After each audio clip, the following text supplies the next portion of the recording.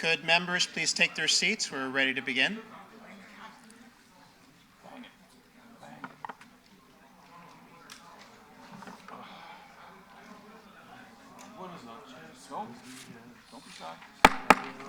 Good morning, everyone. It's Wednesday, January 29th. This is the Committee of Council meeting. And to all people who are here and who are watching, welcome. Remind everyone that at today's meeting, it's appreciated if you ensure that all your cell phones and electronic devices are turned off or placed in a non-audible mode. Thank you very much. All members of committee are present here today except for Councillor Dillon. He will be arriving shortly. Our first item is approval of the agenda. Councillor Santos.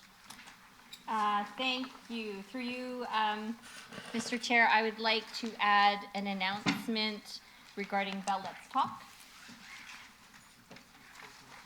That will be item 4.2 on your agenda. Thank you. Bell Let's Talk discussion. Councillor Medeiros. Thank you, Chair. I'd like to add an item, BIA financial assistance.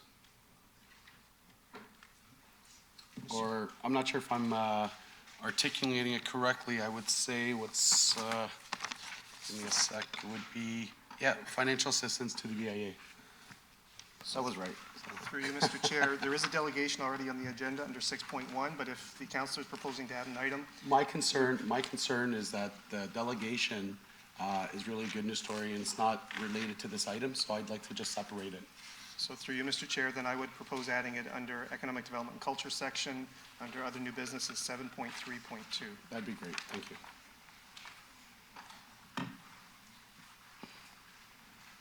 Thank you, Mr. Clerk. Thank you, Councillor Medeiros. Mayor Brown. You're not on the board. Thank you.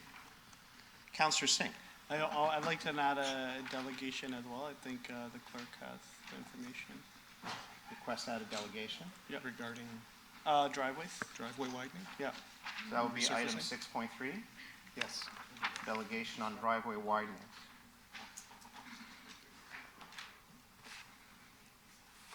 Thank you. Seeing no other speakers on the board, all in favor of the agenda as approved? That carries. Next item, declarations of conflict of interest under the Municipal Conflict of Interest Act. Do any members have any conflict of interest on any item on today's agenda? Seeing none, Mr. Clerk, please note so for the record.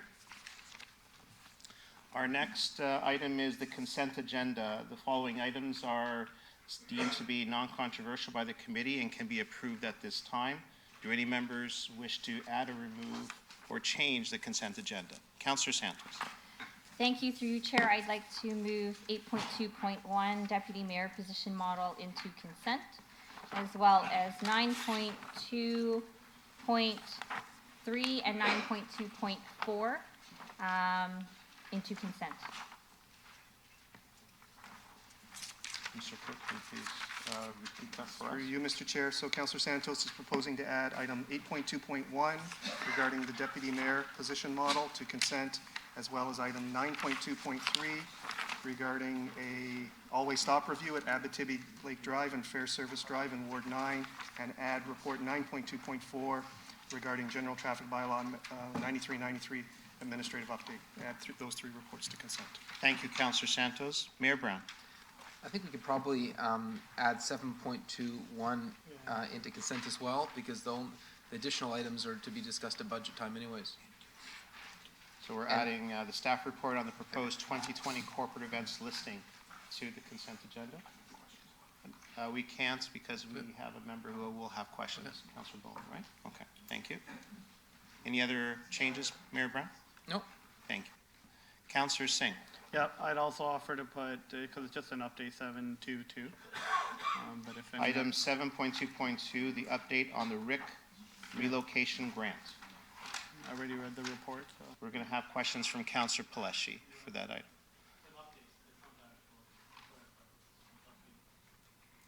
Okay, we'll keep it on. All right, members of council, any other changes? All in favor of the consent agenda as proposed? Carries.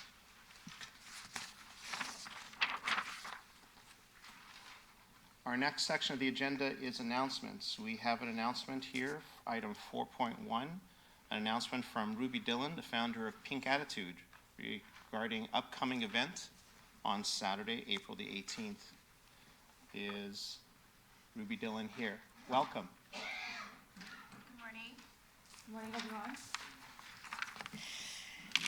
So as you mentioned, my name is Ruby Dillon. So first and foremost, thank you, Honorable Mayor Patrick Brown and City Council for allowing me for this opportunity, and a special shout out to Martin and Priya for helping us organize this. You're going to see a bunch of pictures that are in the slideshow just to kind of give you guys a little bit of a view of what the event looks like. So most importantly, I'm making sure that you guys all have your pink here. So I need a big shout out just to start off. So give me a little shout out and tell me you can have some pink there. All right, it's a quiet crowd. So Pink Attitude is essentially founded in 2015. We were created to help create an inclusive Canada where women of South Asian origin are empowered to achieve their full potential in their chosen endeavors. The organization saw a gap beyond the great efforts of the corporations, government, and family households that needed to be filled to build the stronger generations. We hope that all of you guys can join us to celebrate International Women's Day and help bring your Pink Attitude, our awards gala, to celebrate this initiative and some phenomenal men and women. We've left some documents I think Priya and Martin are going to leave with you to give you some more insights into the brochure and the event. Thank you. Thank you, Ms. Dillon. Just stay with us here because we have some comments from members of council. Councillor Medeiros. Thank you through the chair. Thank you, Ruby, and certainly I thank you for delegating, but I think that you're being very humble and not doing due justice to how important this event is. I remember the first time you talked to me about the idea and the way that it's grown and the empowerment it's had for women, specifically in the South Asian community, certainly. But the way that you've really highlighted really impressive people in different sectors that represent women in different professions. I think also what you've done as well, the fact that doing it in Brampton, the fact that you've done it with private sponsorships, working with the community, really is a model on how organizations can really build and blossom and really get this type of event going. But can you speak to, so members of council understand, this is just not a one-off event. Yeah. There's activities, maybe if you can just touch upon the board Sure. and some of the activities that derive from this, which has a huge impact in the community. I think that we would benefit from that information. Absolutely. So thank you for that support. So essentially, we saw a need beyond what's happening within our social circles and with community and stuff. So we've got a board of directors now from corporate Canada, and they come from all different backgrounds. So this is our 5th year. We started off with just a gala and just wanted to kind of test the market and see if there is an interest, there is a need, and people connect. And now it's grown into a proper organization, and we're launching 3 programs this year. So we're going to be focusing on high school kids, university kids, and middle management. The high school kids, we're going to create a one-day career forum in which we are going to help them in terms of how to fill out university applications, college applications. We find that being second generation here, that we kind of figured ourselves out, and now we're able to kind of give that guidance back, and there's still a diversity of people who've been here first generation and second generation immigrants coming in, and there still seems to be a huge gap in terms of just imperative skills at that point that need to be sort of facilitated. And then also for that, we still see that high school kids still have the same thought process like their parents to say, just be a doctor, lawyer, and engineer. They don't see people in innovative startups or, if they're looking in other careers that are not kind of talked about at home. We wanted to bring those professionals to them and allow them to have that engagement model. In particular for university kids, we find still that they don't know how to brand themselves. As you know, it's a very competitive market when they get out, and they need to be kind of aware of these like soft skills and EQ skills that need to be needed. So LinkedIn is going to be joining us and helping with these university kids to build their brand. And also, we find that in the future, it's going to be more contract-based and employee-based employment, and they don't know how to negotiate employee benefits or how to, what the difference between a contract-based employee is or a full-time employee basis. Just these, imperative skills that we've learned in our careers, how to bring that forward to them and make sure that they're kind of getting off with the right step.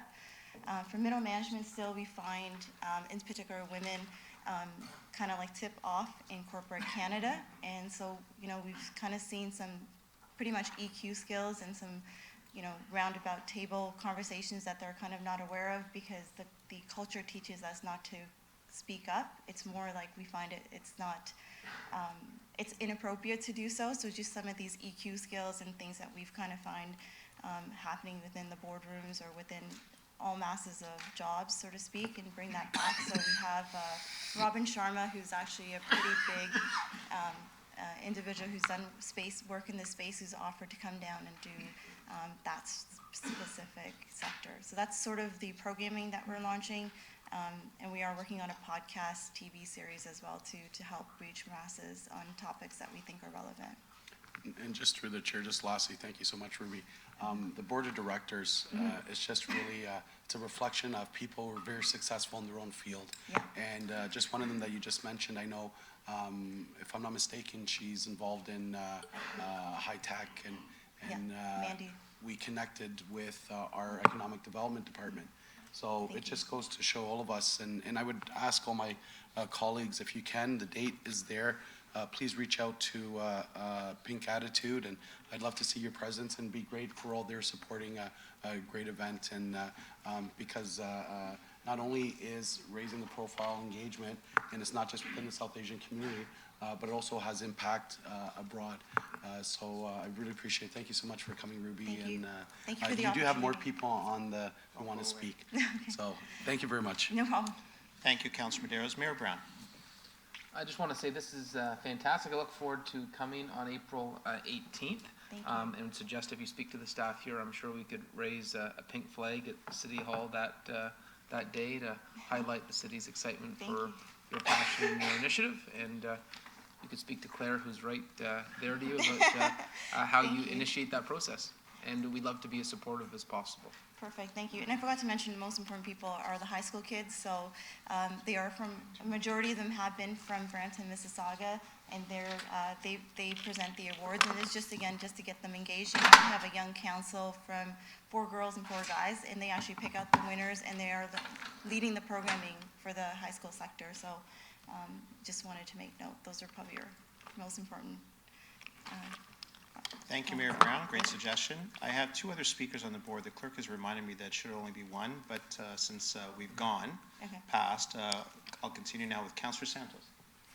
Thank you, through you, Chair Ruby, thank you so much, and thank you for all the work that you do and Pink Attitude does, especially for these young women who are looking for other careers, other professions, and when they look now, they see a sea of men in those leadership positions. So when you have other women leaders like yourself, and you're able to make them see what is possible as a woman, as a South Asian woman in the city of Brampton, that goes a long way. And so I want to congratulate you and say thank you for that and staying committed to that. I look forward to being there on Saturday the 18th. My team is here, so we'll make sure it's in the calendar. And also, I want to just very quickly say that this is not just about women, because right here in the poster it says Pink Attitude Evolution also recognizes the valiant efforts of men in encouraging and supporting these women. Yeah, So thank you very much for pointing that out as well. I think that we don't do enough sometimes to recognize our allies in this process as we break some of those barriers. Thank you. Thank you. Thank you, Councillor Santos. I see no other speakers. Ms. Dillon, thank you so much for your presentation. All the best and good luck on your event. Thank you. Thank you. Members of council, our next announcement is from Bell Let's Talk. Thank you. So I brought So Councillor Santos, you're on the board. Thank you, through you, Chair. I brought this announcement up today, as we all know, is hashtag Bell Let's Talk Day, January the 29th, and it's the 10-year anniversary of Bell Let's Talk. 10 years ago from today, my son was just turning 1 year old, and I remember when I was struggling through a lot of postpartum depression, the shame that I had in trying to not only understand what I was going through, but being able to reach out to other people who may be able to understand what that was like. 10 years later, I'm openly talking about it as a city councillor myself. And part of the reason is because of this particular Bell Let's Talk program, which is trying to reduce the stigma around mental health issues. And so I just want to share, because I'm not sure if everybody knows the program itself and today. So every single time you share a video or a story on Twitter, Facebook, Instagram, and YouTube, Snapchat, I think that's new actually, talk and text a message over the Bell Network, Bell Let's Talk, they donate 5 cents for every single one of those interactions. And that donation, I am also not sure if people are aware, ends up supporting local mental health initiatives in the community. One example was just announced on January the 27th. Bell Let's Talk supports access to state-of-the-art mental health services at Brampton Civic Hospital. So they have invested $420,000 into state-of-the-art equipment regarding very acute and severe cases related to post-traumatic stress disorder and other severe chronic mental health issues. So they're talking about reducing the stigma, but through their foundation and through their work are also investing into the issue itself. One other thing I wanted to mention is that here in Brampton, we are seeing a very large increase in the number of mental health issues, especially within our young people and our students. Councillor Vicente and I visited a school in our area most recently, and the principal and the staff was sharing pretty serious stories about their students from kindergarten showing signs of depression. Young women and men who are increasingly self-harming themselves to deal with their mental health issues. A young boy in grade 2 who tried to throw himself over a stairwell, trying to commit suicide. A mom I spoke to who has a young daughter struggling with eating disorders and depression. There is a growing concern in our community, and Councillor Vicente, myself, and the mayor next week are having a roundtable discussion with some of those principals and teachers, because there is a lack of mental health support across the entire province. In fact, there was an article on Monday that said there's been a doubling of their wait list to 28,000 kids on a wait list for mental health support. So as we start to talk about Bell Let's Talk, we should probably look at how companies are also taking action, but also how we can advocate for more support on this very important matter, because it's an unnecessary death and unnecessary suffering if there's something that we can do. So thanks very much for supporting our efforts today, and please tweet, go crazy on social media. Let's raise some money for mental health. Thank you. Councillor Medeiros. Thank you. And just a follow-up, thank you, Councillor Santos, for raising this. Having been involved or since elected and currently in my role at the region, I've had the opportunity to engage with organizations, and just coming in today, listening to the radio, it really brought light where there was a caller who talked about that politicians talk a great game when it comes to mental health, yet we don't know what their organizations do about it. We don't know what, what type of supports we put out there. And we know, rightfully, as you suggested, that there is limited support in the community. I would just suggest to our CEO, and it's not motion or direction, but I think it would have been proposed that we have our HR director here today who would give us sort of a list of all the mental health supports that we provide in this corporation to show that what are we doing about it as a corporation with our own staff. So as much as we promote it with organizations and everything else, I think that we have to be mindful of how important we treat mental health in our own organization. And if it's coming to council next week to do a small delegation or one time over the next 3-4 months, but I do think that we have to sort of walk the talk, or walk. But I thank you for raising this, and I'll just leave that as a suggestion, CAO. Thank you. Thank you, Councillor Medeiros. Thank you, members of council. So we're moving on now to delegations. We have our first delegate, a delegation by Christina Ramasco, the chair of the Downtown Brampton BIA, to give us an update. Welcome, Christina. Thank you for having me here, Council, today. I'm joined by some staff from the BIA. I have Susie Godfroy and Tegan Kowski-Schreer, and our new marketing and communications specialist, Alex Phillip. He joins us this month. So I'm here today just to give you a preview of what's to come in 2020 and what we have planned as the BIA. I'm a resident of Brampton. I'm a downtown business owner, and I'm the chair of the BIA. And the only goal that I have is to make down a fun and welcoming place, because when it's good for business, it's good for the community, and it's good for the city. And I'm not sure how to use this one. Just that one. Okay, so let's get started. January 2020, we are launching, so we are right in the thick of it, we're launching My Downtown Brampton. It's a marketing campaign for people to take ownership of their downtown, tell us what you love about it, why you like to be here, and we're going to be sharing our stories about that as well. We are in the thick of accepting applications for sponsored events from the community. We do sponsor a lot of events every year from community organizations, and so right now we are accepting them until the end of the month. And we have completed our move to the new office space on Queen Street from Main Street North. In February, the carriage rides will be back for Valentine's Day, so our residents will have an opportunity to come downtown, take a romantic ride through the city. We'll be having a Valentine's Day window decorating competition to brighten up the streets, and the Taste of Brampton will launch at the end of February and continue into March. We will also be having a business mix during February, March, early times. In March and April, our Discover Downtown magazine will launch, hopefully by the end of February, but the official launch will be March, and we have a unique opportunity this year to have it displayed within Pearson International Airport, so we are taking that opportunity. We also will have an Easter egg hunt and hopefully another children's parade this year. And that's an event that's loved by the community. We get a lot of support from it and a lot of people showing up. In May, our Mother's Day carriage rides will happen, so you can take mom on a not-so-romantic trip around the city of Brampton, or the downtown anyway. We'll be having a ladies' night out again, which is a very popular event, and of course our annual general meeting.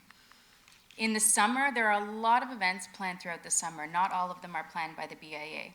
We do the Party in the Lanes in July and Party in the Lanes in August. We will also be having the Discover Downtown magazine, our events edition will launch. So that not only showcases the events that the BIA puts on, but the community events that are sponsored, the city events that are done, the regional events that happen downtown as well. And of course, we'll also get together with our businesses in the summer. In the fall, we have another ladies' night out, which is by request because it's such a popular event. The Taste of Brampton in the fall will be as well. So typically there's a bit of a lull in restaurants after Thanksgiving, so that's why we promote that event during that time. Community Pumpkin Decorating Day, where the BIA will sponsor pumpkins for the children who come down to the farmers market on the last day, and they're able to decorate a pumpkin and take it home. It's all for free. We'll be doing our trick-or-treating, where children can go around to each business and organization and collect a little treat, and we usually have a costume dog parade, which is also very popular. And in the winter or holiday of next year, we will of course launch our last edition of the Discover Downtown magazine. Christmas in Downtown launches full effect. We have the holiday taste tour for couples and families to go around to different restaurants downtown and have a little bite to eat. Ladies' Night Out, Breakfast with Santa, which we've already had requests for next year, Holiday Scavenger Hunt, and of course our ever-popular carriage and wagon rides. And our wagon rides are of course free on Sundays for all people who come downtown. And so we have a lot planned and we've got a lot going on, but we also have things that we do all year long that run continuously. So we sponsor the events we sponsor a lot of events that happen downtown. We offer grants for our members for events that they hold in store, for beautification. We have a lot of small grants for them to accomplish their goals. We have our monthly board meetings, monthly beautification and safety meetings, monthly marketing and events meetings. We have our ongoing social marketing and our business spotlights. And of course, we offer training and seminars for our members and for the community. We have a lot going on this year, and we hope to see you at all of our events, or at least some of our meetings and some of our events to come out to. Thank you. Thank you so much, Christina. I think you can count on us being to many of your events. They always add a delight for Thank all you. of us that live in and around Brampton. So I'm going to pass on the mic to Councillor Medeiros, who has some comments. Thank you, through the chair. Thank you for the presentation. So I know a lot of these events, you know, we do these events, and if you could just speak to us about, in terms of its success, in terms of its, how are you monitoring, for example, participation? Is there a way to account for, do you notice that there are folks from not just the city of Brampton, people coming from outside? Are you trying to capture that information and, Yes. you know, those type of things? If you can just maybe speak a little to us a little bit about it. Sure. So through the chair, we have a lot of different ways to calculate who comes and who stays and where they're coming from. So a lot of the times, actually at most of these events, we offer contesting where you have to fill in a ballot. And we can compare that year over year now that we've done it for a few years in a row. With our magazines, we also offer, you know, little, you know, go to our website or visit this and drop off this ballot or something like that to track. We do basic people counting at like Party in the Lanes with clickers and what have you. But it's really the feedback that we get. So if we post something on social media and then we get a flood of responses and comments, and I love it, and I missed this, how can I get to it next time? That's why we already have requests for, you know, put the breakfast with Santa earlier next year. Put 6 of them, put 10 of them. But One thing I've noticed through the chair is the more partnerships with the diversity communities and doing events downtown, and I think that's been very successful because I know just within the Portuguese community, when I meet people outside, they tell me that they attended some events that BIA put on, or they attended events that in partnership, and they always tell me, I'm surprised at the downtown, I've never been there, or things like that. The only thing that I would suggest as a big soccer fan, this year's Euro, again, we want to make sure staff and BIA take advantage of the fact that Euro Championships is going to be very unique this year, different venues, different times, and we know how we love our soccer here, so. that would be fantastic. Yeah. We would love to have those games on the Great. screen. Thank you very much. Thank you. Thank you, Councillor Medeiros. Thank you so much, Christina, and we look forward to seeing your new season. Thank you. Do we pass a motion to receive? All in favor of receiving that delegation? Carries. Thank you. Our next delegation is a delegation from Mr. Baldev Mutta, the CEO of Punjabi Community Health Services, regarding a domestic violence campaign. Mr. Mutta, thank you so much for coming. My name is Baldev Mutta, and I'm the CEO of Punjabi Community Health Services.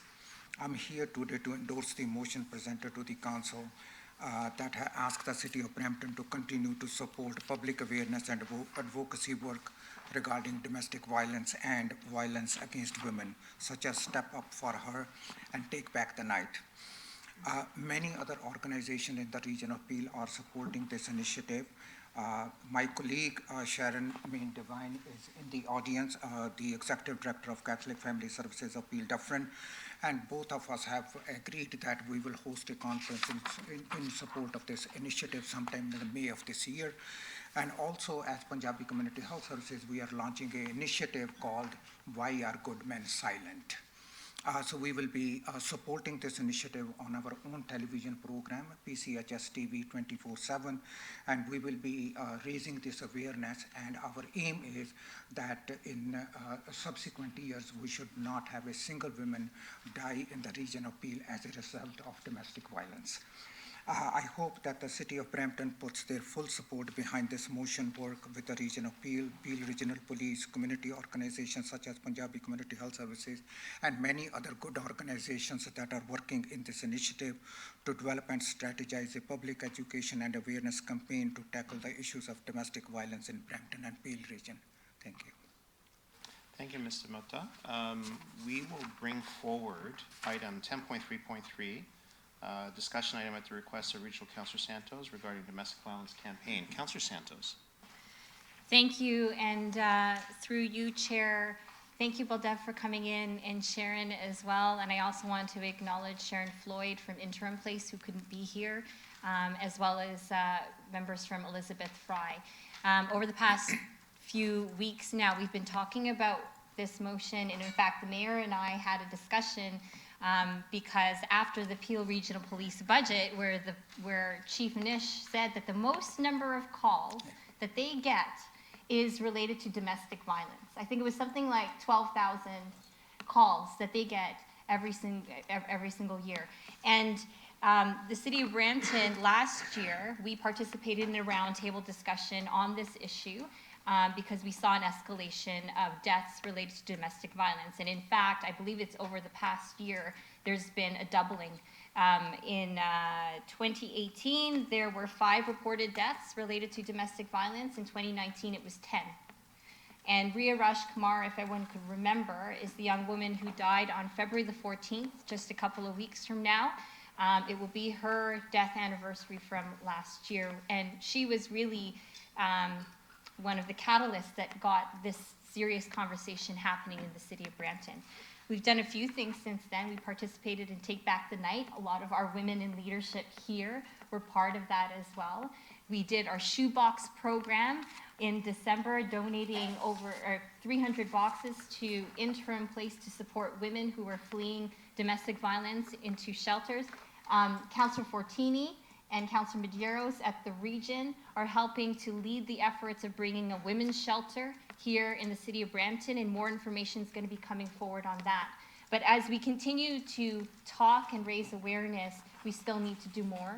So I know PCHS is having very serious conversations about domestic violence and what that means for men.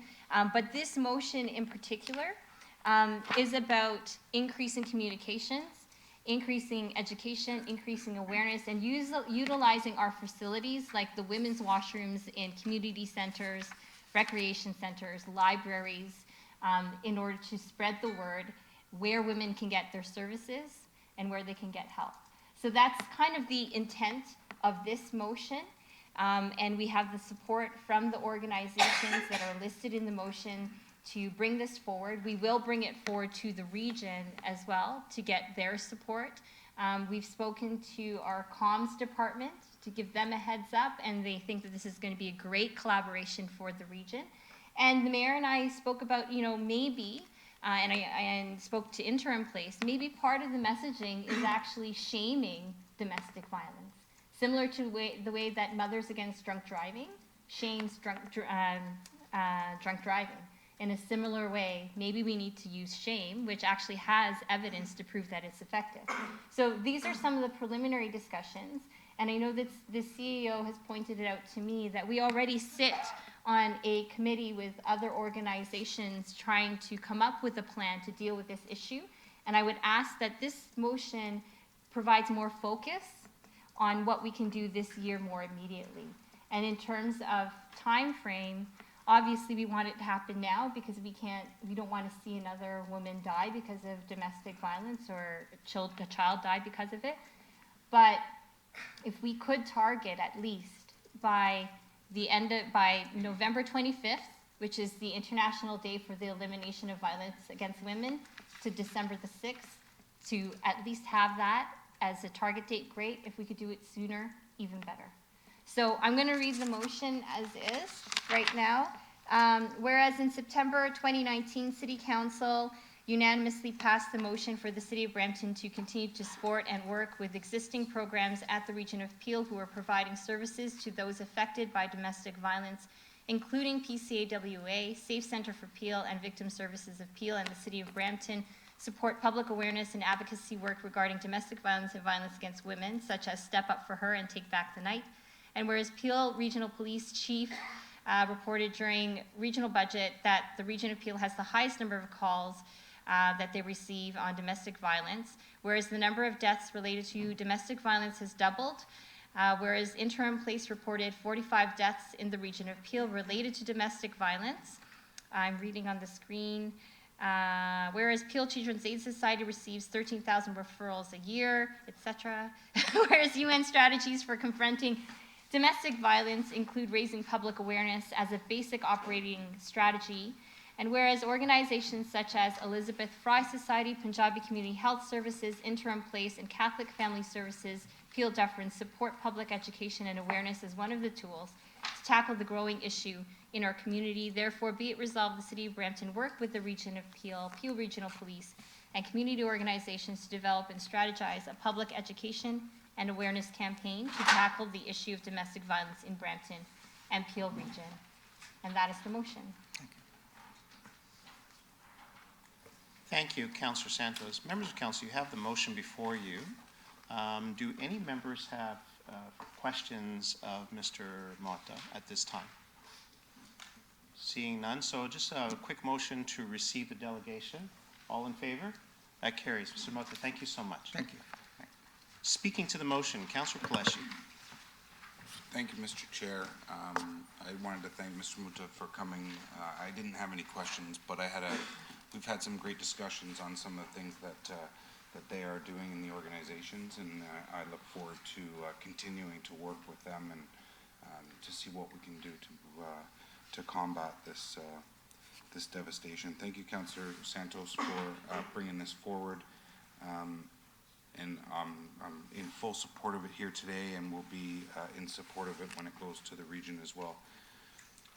I've heard, and I've never seen, but I've heard a number of times that there's restaurants and bars scattered throughout the GTA that provide something in the women's washroom by way of a notice giving women, letting them know that there is help and there's a hotline. Additionally, if they don't feel like they're safe at that moment, there's even restaurants that go as far as you order a certain drink and the bartender will know that to call the police that you're in need of assistance. I was just wondering if maybe we can, I don't know if we can add, or maybe it's actually already captured and by way of direction to economic development, if we can maybe reach out to some of the either associations or organizations for businesses in the city of Brampton to see if maybe that's something that we can do, and maybe that's something that they're willing to have in their establishments. I had a discussion with a restaurant owner last night actually, and I asked him the same question, if he would be willing to do this. And he said no, his establishment isn't like that. They don't get that kind of clientele. So after a long tongue lashing I gave him, he kind of understands that it doesn't matter what kind of establishment you are, it happens everywhere. And he'll be looking to post something in his washroom very soon. So again, thank you, Councillor Santos, and I don't know if we can, if it needs to be an amendment or it's already kind of captured in there. Thank you, Mr. Chair. I'll let you decide. Thank you, Councillor Paleshi. Councillor Bowman. Thank you very much through you, Mr. Chair. Thank you, Councillor Santos, for bringing this forward. We did have a very brief discussion yesterday about this, and I just want to make sure that when we're doing outreach and communication on this critically important issue, that we're also including the various types of abuse, because it's the abuse that leads to the violence against the women. And I did a little bit of research just yesterday, and they did a recent study in Colorado General Assembly, and they said the study finds and declares that domestic abuse is not limited to physical threats of violence, but harm also includes mental, emotional, financial control, document control, property control, and other types of control that make victims more likely to return to an abuser or due to fear of retaliation.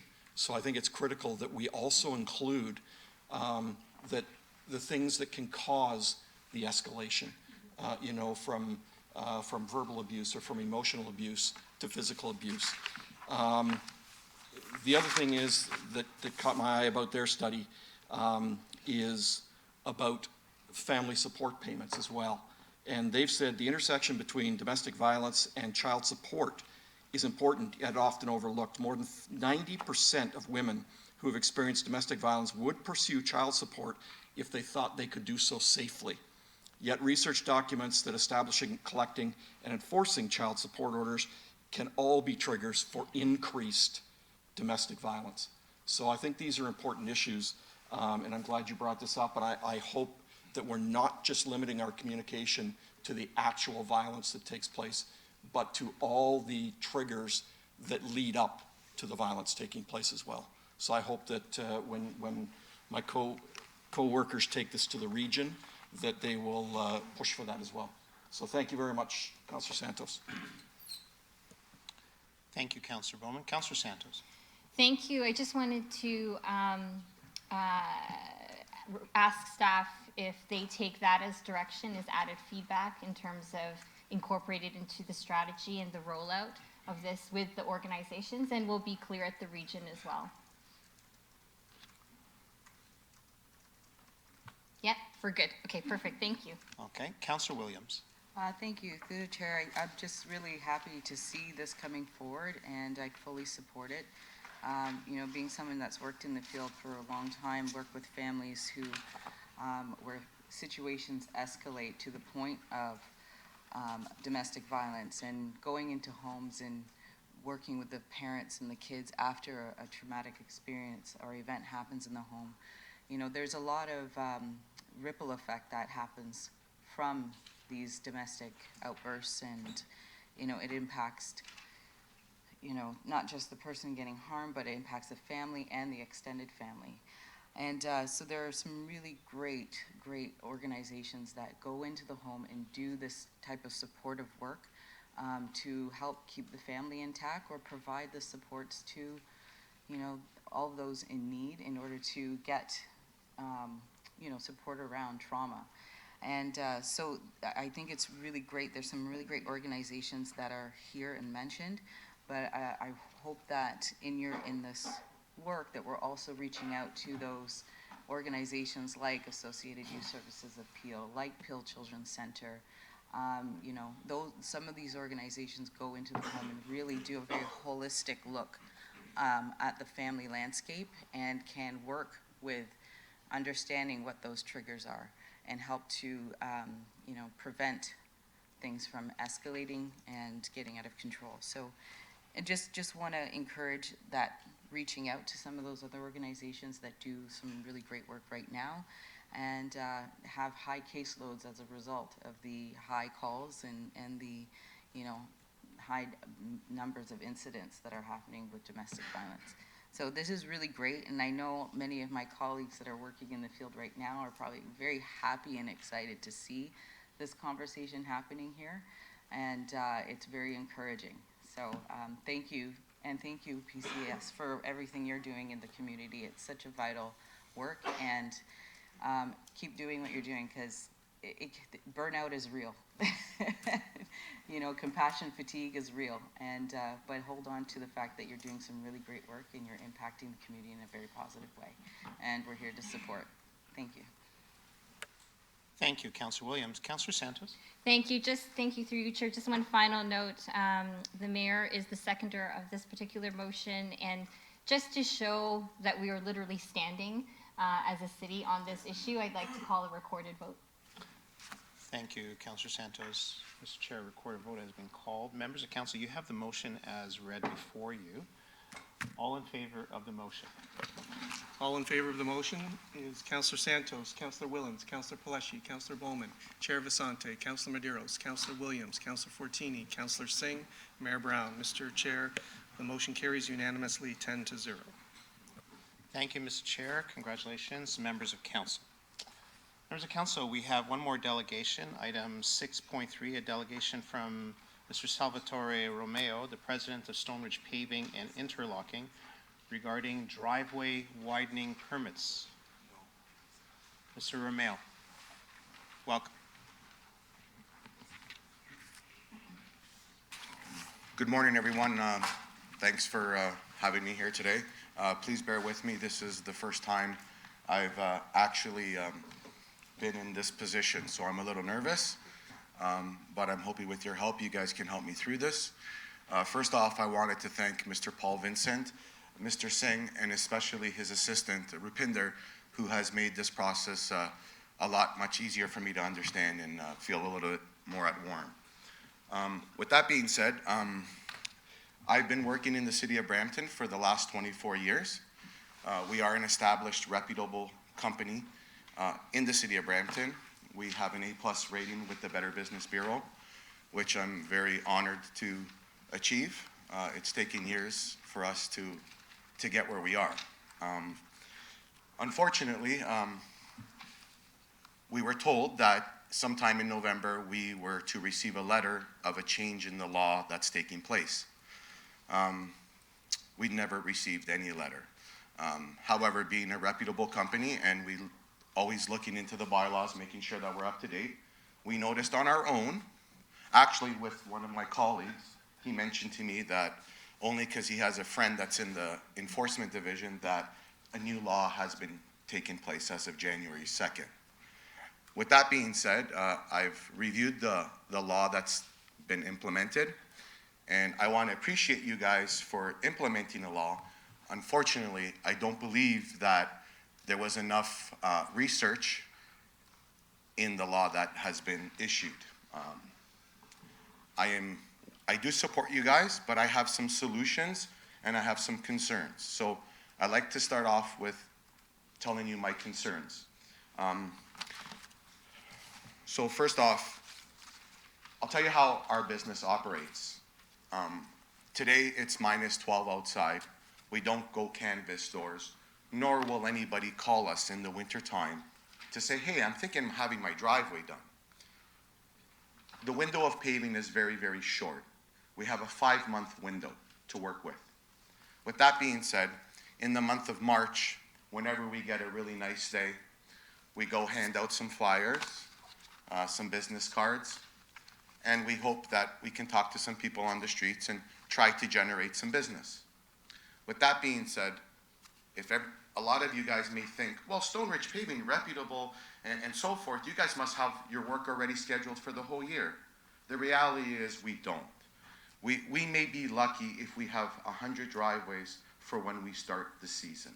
And I'm not just speaking on my behalf, I'm speaking on every reputable paver's behalf, okay?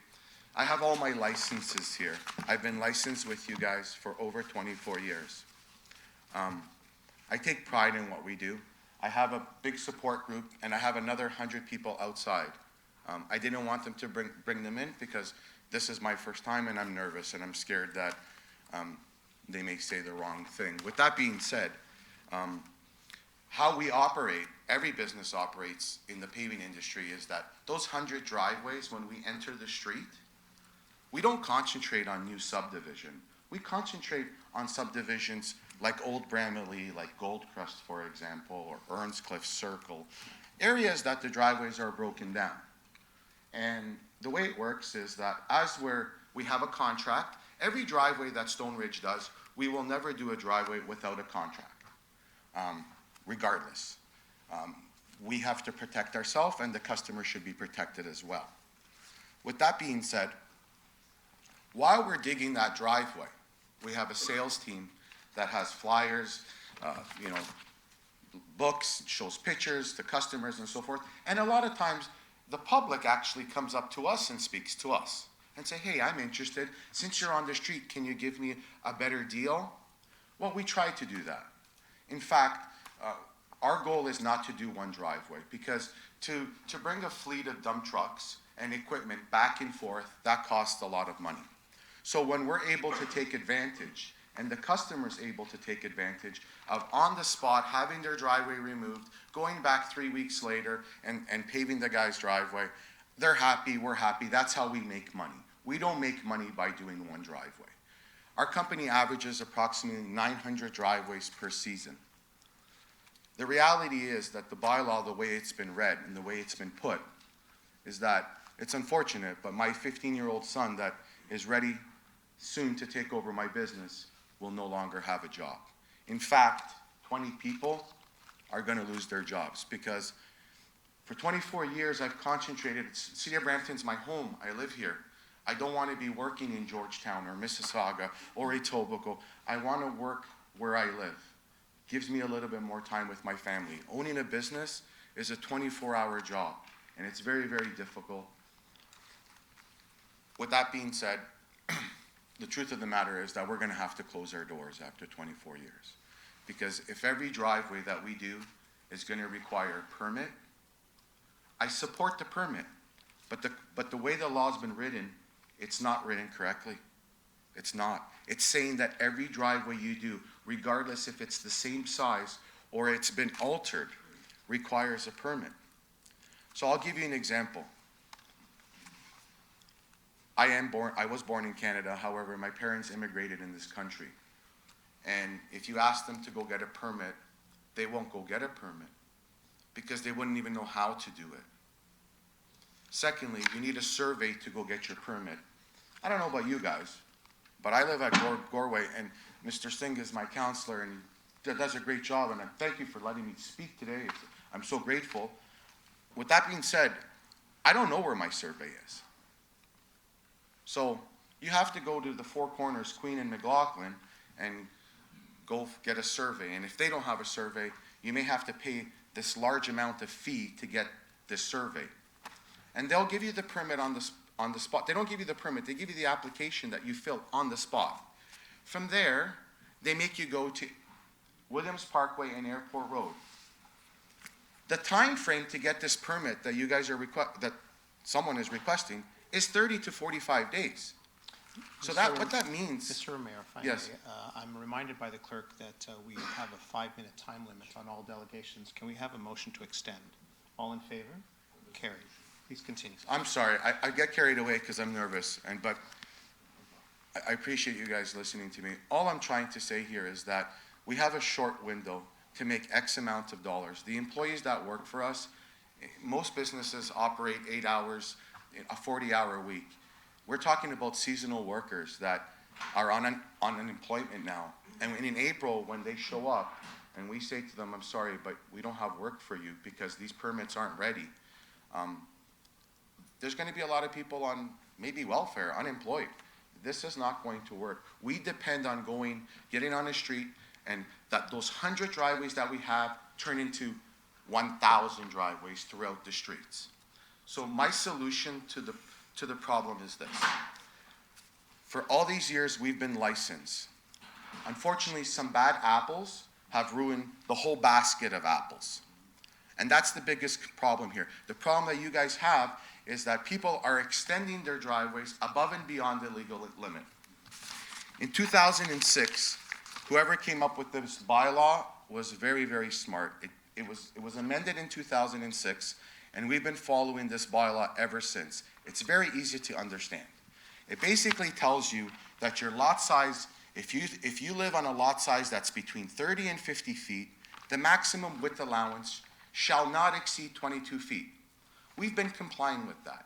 So, Mr. Palashi, I don't know why, but I'm very focused on you today because I feel like you're interested in my thing. I'm sorry, but and I appreciate it. I really do, because it's showing me like that you're feeling what I'm feeling. With that being said, I come to your home and you say to me, I'd like to do my driveway, but I have 3 cars that I need to fit. My sales team will say to you, Mr. Palashi, the maximum width allowance that you're allowed to do is 22 feet. Anything over that, you're illegal. Someone can call and put a complaint against you, and these are the repercussions that you could have. Now it's up to you what you want to do. But if you want to do that, we're not interested in doing that for you. Along comes a company that's not licensed. Well, they'll come and do it for you. So not only does Stone Ridge lose, because some other company that has no license is doing the job. So a solution to this problem is, I am willing to be held responsible for anything that we do illegally. And I mentioned at the beginning that we have contracts. So when there's a complaint against this homeowner and your enforcement officer's knocking on the door, they're gonna say, who did your driveway? And they're gonna say Stone Ridge Paving. Well, I'm the licensed contractor. I should be held responsible, not the customer.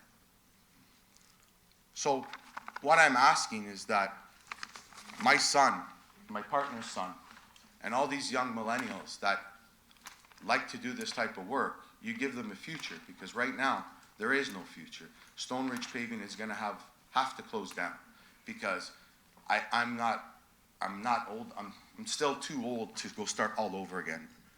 24 years, everybody has had a part. Anybody that lives in Barrington knows who we are. We have an A+ rating. We love what we do. And I'm hoping that you guys could change the bylaw, not change it, just amend it so that, you know, a standard driveway that it's that size, we should be able to go there, remove it, and put a new one in without a permit. It's not a money issue. The $50 doesn't concern me. It's the time that it's gonna take. I have one of my top sales rep, his name is Francesco. He was called out last week to go for an estimate. He went to go do the estimate. He knew about the bylaw. It took that customer, and this is winter time, 2 weeks between going to get the permit and finally receiving the permit, 2 weeks, and it's January. In the month of April, May, on a 45 days, well, what happens? We go do Mr. Paleshi's driveway. Well, now his next door neighbor wants to do it, and we have to say, well, no, you have to go get a permit, and we have to bring all these trucks back. How much are we supposed to charge the customer when there's people that are working illegally? All I'm asking is that you must be licensed. Any person that wants to have their driveway done must pick a licensed contractor. If you pick the licensed contractor, hold me responsible, hold the contractor responsible. The clients, they don't know no different. They don't know what's right or wrong. If they take me to court because I did a bad job, the judge is gonna say, well, you're the contractor. You're supposed to know what's right or wrong. And it's no different here today. Like right now, I'm not even sure if I dig a driveway, am I allowed to put a concrete curb next to it? Because the bylaw doesn't, the way it's been written, it doesn't even say what it is. It just says everything needs a permit. Well, that's not going to work. We're gonna have to close our doors. And a lot of people are gonna lose their jobs. And it really, really concerns me and it hurts me. Because when I was 18 years old, I had a dream. And I thought I was achieving it. And I thought my business by now could run itself. But the truth be told, it's getting harder. It's getting harder. I have no energy. This has caused me to have blood pressure. Yesterday, I had to put my mother in a nursing home. She has dementia. 3 years ago, we finally bought our property that we've waited 20 years to buy. It costed us $1.4 million. We have a mortgage. We bought a property that was legal for zoning, so we don't have no problems. And now we have to sell everything and go back and not know how we're going to feed our families. Am I supposed to go work at Tim Hortons now? Because this is all I know. Walmart, maybe? You can't work at Walmart anymore because it's self-checkout.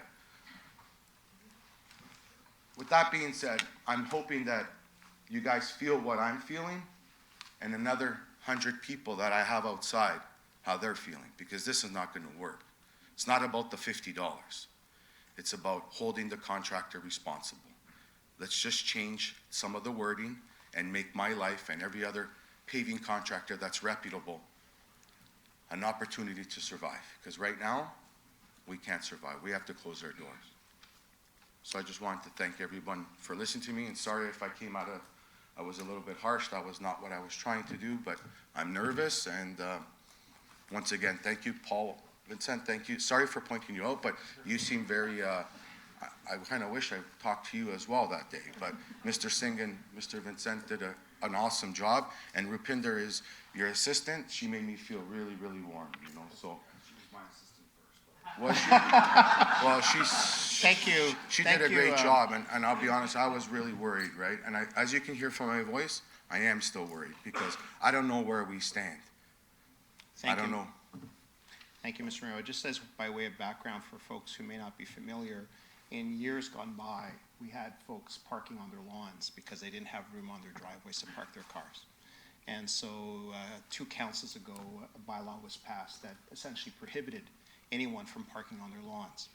And so once folks realized that parking on lawns was no longer acceptable in the city, they started to, rightfully so, widen their driveways so that they could park properly on their driveway.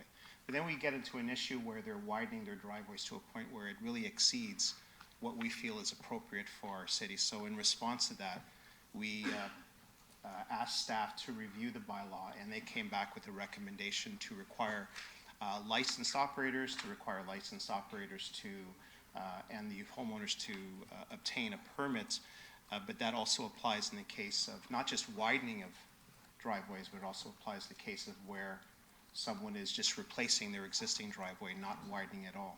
And I believe that is the crux of your issue. So I have a speaker, Councillor Fortini. Thank you, Mr. Chair. So I know there's always bad apple that wrecks everything, and I know you guys try to do the best, but we look at the other contractors, what they do, and unfortunately, we have to follow certain rules. I'm gonna ask the clerk, how many contractors paid last year to come and work in the city of Brampton downstairs? Do we know? Through you, Mr. Chair, I believe there are approximately 40 licensed paving contractors with the city of Brampton. So a lot of them don't even pay. They don't pay? They don't pay because they just come along and work. So the $50 permit, I thought, I'm gonna ask staff, did we remove the survey? I don't know, maybe you might not have it. I think we took the survey away, that you do not need a survey. No, that's incorrect. But that's what I'm gonna ask staff. Let me ask them, staff. Thank you. Through you, Mr. Chair. The survey is still a requirement of the application.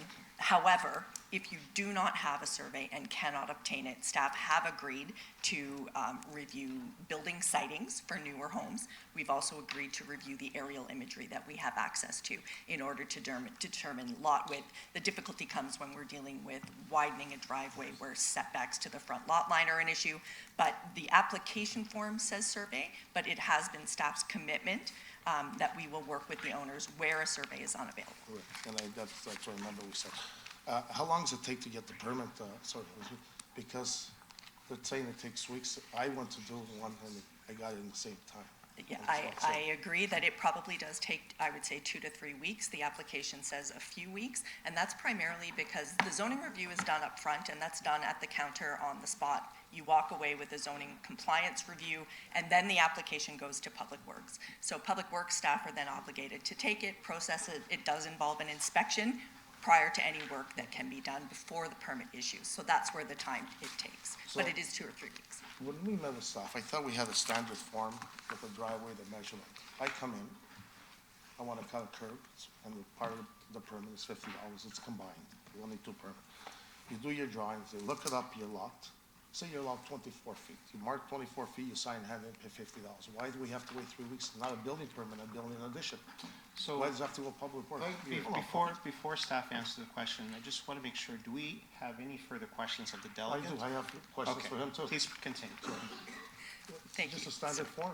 Through you, Mr. Chair, the zoning review is absolutely a standard form, which is why it's done at the front counter. But reviewing the site conditions, including the location of the utility boxes, light posts, which are all requirements of the new driveway permit bylaws, and there are established setbacks from those features on site, including street trees, to ensure that they're not damaging any city infrastructure, then that is what requires the inspection, and that is what takes the time. So issuing the permit itself does require some work by staff behind the scenes before we're able to just stamp approval for a maximum width. Okay. Now, if I have to cut the curb, it's $50. It's including the $50 of the widening. Correct. That's which is good. Mr. Fortini, I have no problem. Hold on, Sorry. I'm going to get to you next. How do we do the curb cutting? Do we supply a list and we say, you call the people? Is that what we do? That is generally, and I'm looking to Mike Parks for confirmation. Yes, that is correct. Okay, Yeah. thank you. I'm going to get to you, Sal. So you only work in Brampton. Yes. Have you ever worked in other municipalities? Very, very little. Okay. What's the permit you need to work in other municipalities?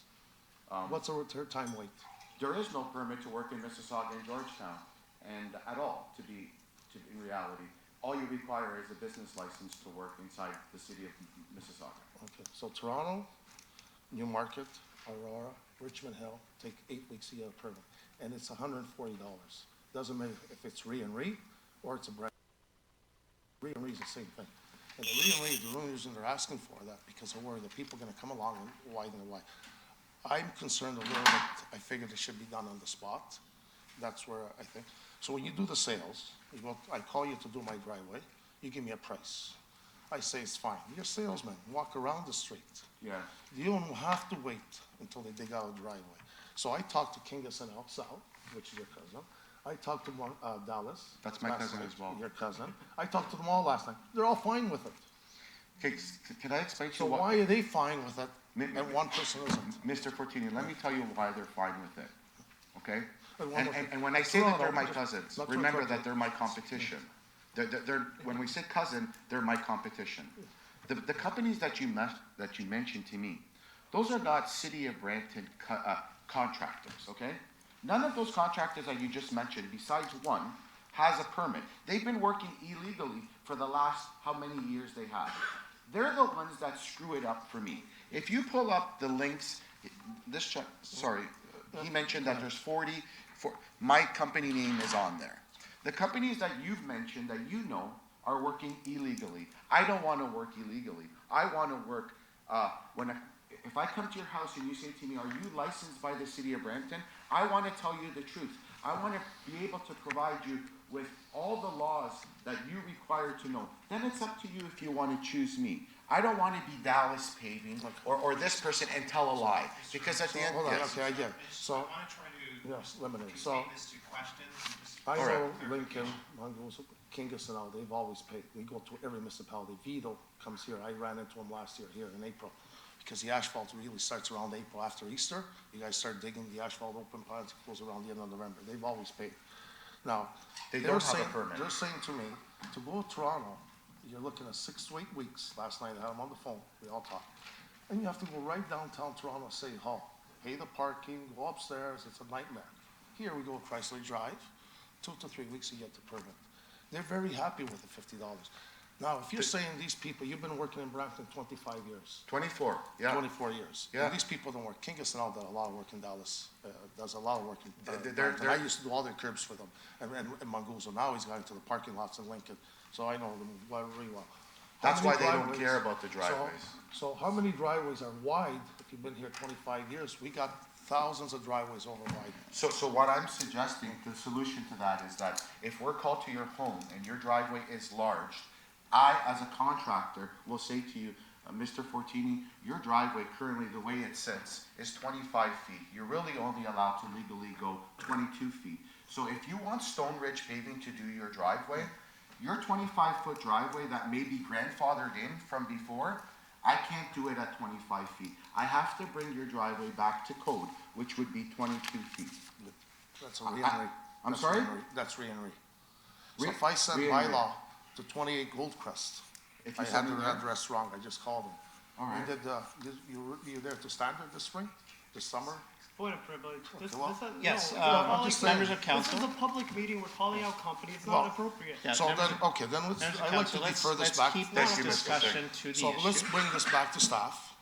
Well, get all the other companies coming in to delegate and see if they're happy or not. I get what you're saying. You're going there and you're telling the residents stuff here. But unfortunately, there's other companies that don't do 100% what you're doing. But that's not my problem. Well, But okay. Your enforcement Mr. Herman. agency Well, should enforce the law then. Councillor, you enforce have a the law. motion then?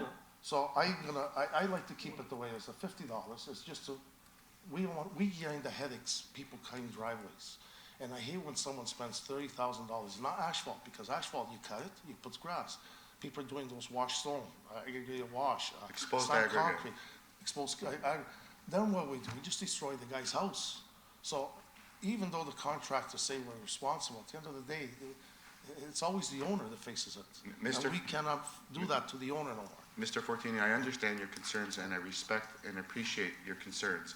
But as a homeowner, it's called buyer beware, all right? So if you're gonna choose to have Stone Ridge Paving, or in fact, any paving company do work, then my suggestion would be that you do your due diligence and make sure you know who you're hiring. Okay. Okay, yeah, we Thank know that. you. So the Thank you. permits, the other, so when you, one question, so when you get a permit, do you go, your salesperson goes, or does the owner go to get the permit? If you actually, I've read the bylaw, in order for us to go, we need their survey. It's not easy for us to go. We just said we don't. No, she said that you have to take the survey, and the city's not gonna give a contractor the survey because there's signatures that are required. It's a lot easier if the homeowner goes. In fact, if we have to go, that means that now we have to hire another person daily to go do these, I'm not to gonna go argue do with these you. surveys. How much is it gonna cost to do a Elizabeth? driveway? I'm trying to give Mr. Paleshi a deal on a Okay, driveway, hold on. and I Sal, can't hold on. anymore. Sal, I'm gonna have Elizabeth here. I want to pick up service for other houses. I need no signature. Am I right? Anyone could go downstairs and pay $12.35 and ask for a survey. I just did Martin's, I did a lot of them. You don't need the owner. Through you, Mr. Chair, you do need the owner's permission to review their property file. You do not need a survey to obtain. It is recommended, it is Thank you. preferred. Okay, So, so I received. Councillor So- Patini, are you done, or do you have more? But I'd like to keep the permit issue because that's the only way we're gonna control these bylaws. And unfortunately, I understand you do good work and you're trying to follow the bylaws, but if we make it for you, what are we gonna do with the other 20, 30 contractors, 40 contractors are registered? Okay. Is that a question? Well, If that's a No, that was question, I just a can answer statement. it. I'll Thank let you the very other much. speakers speak, Okay, so. so Councillor Patini, thank you. Councillor Singh.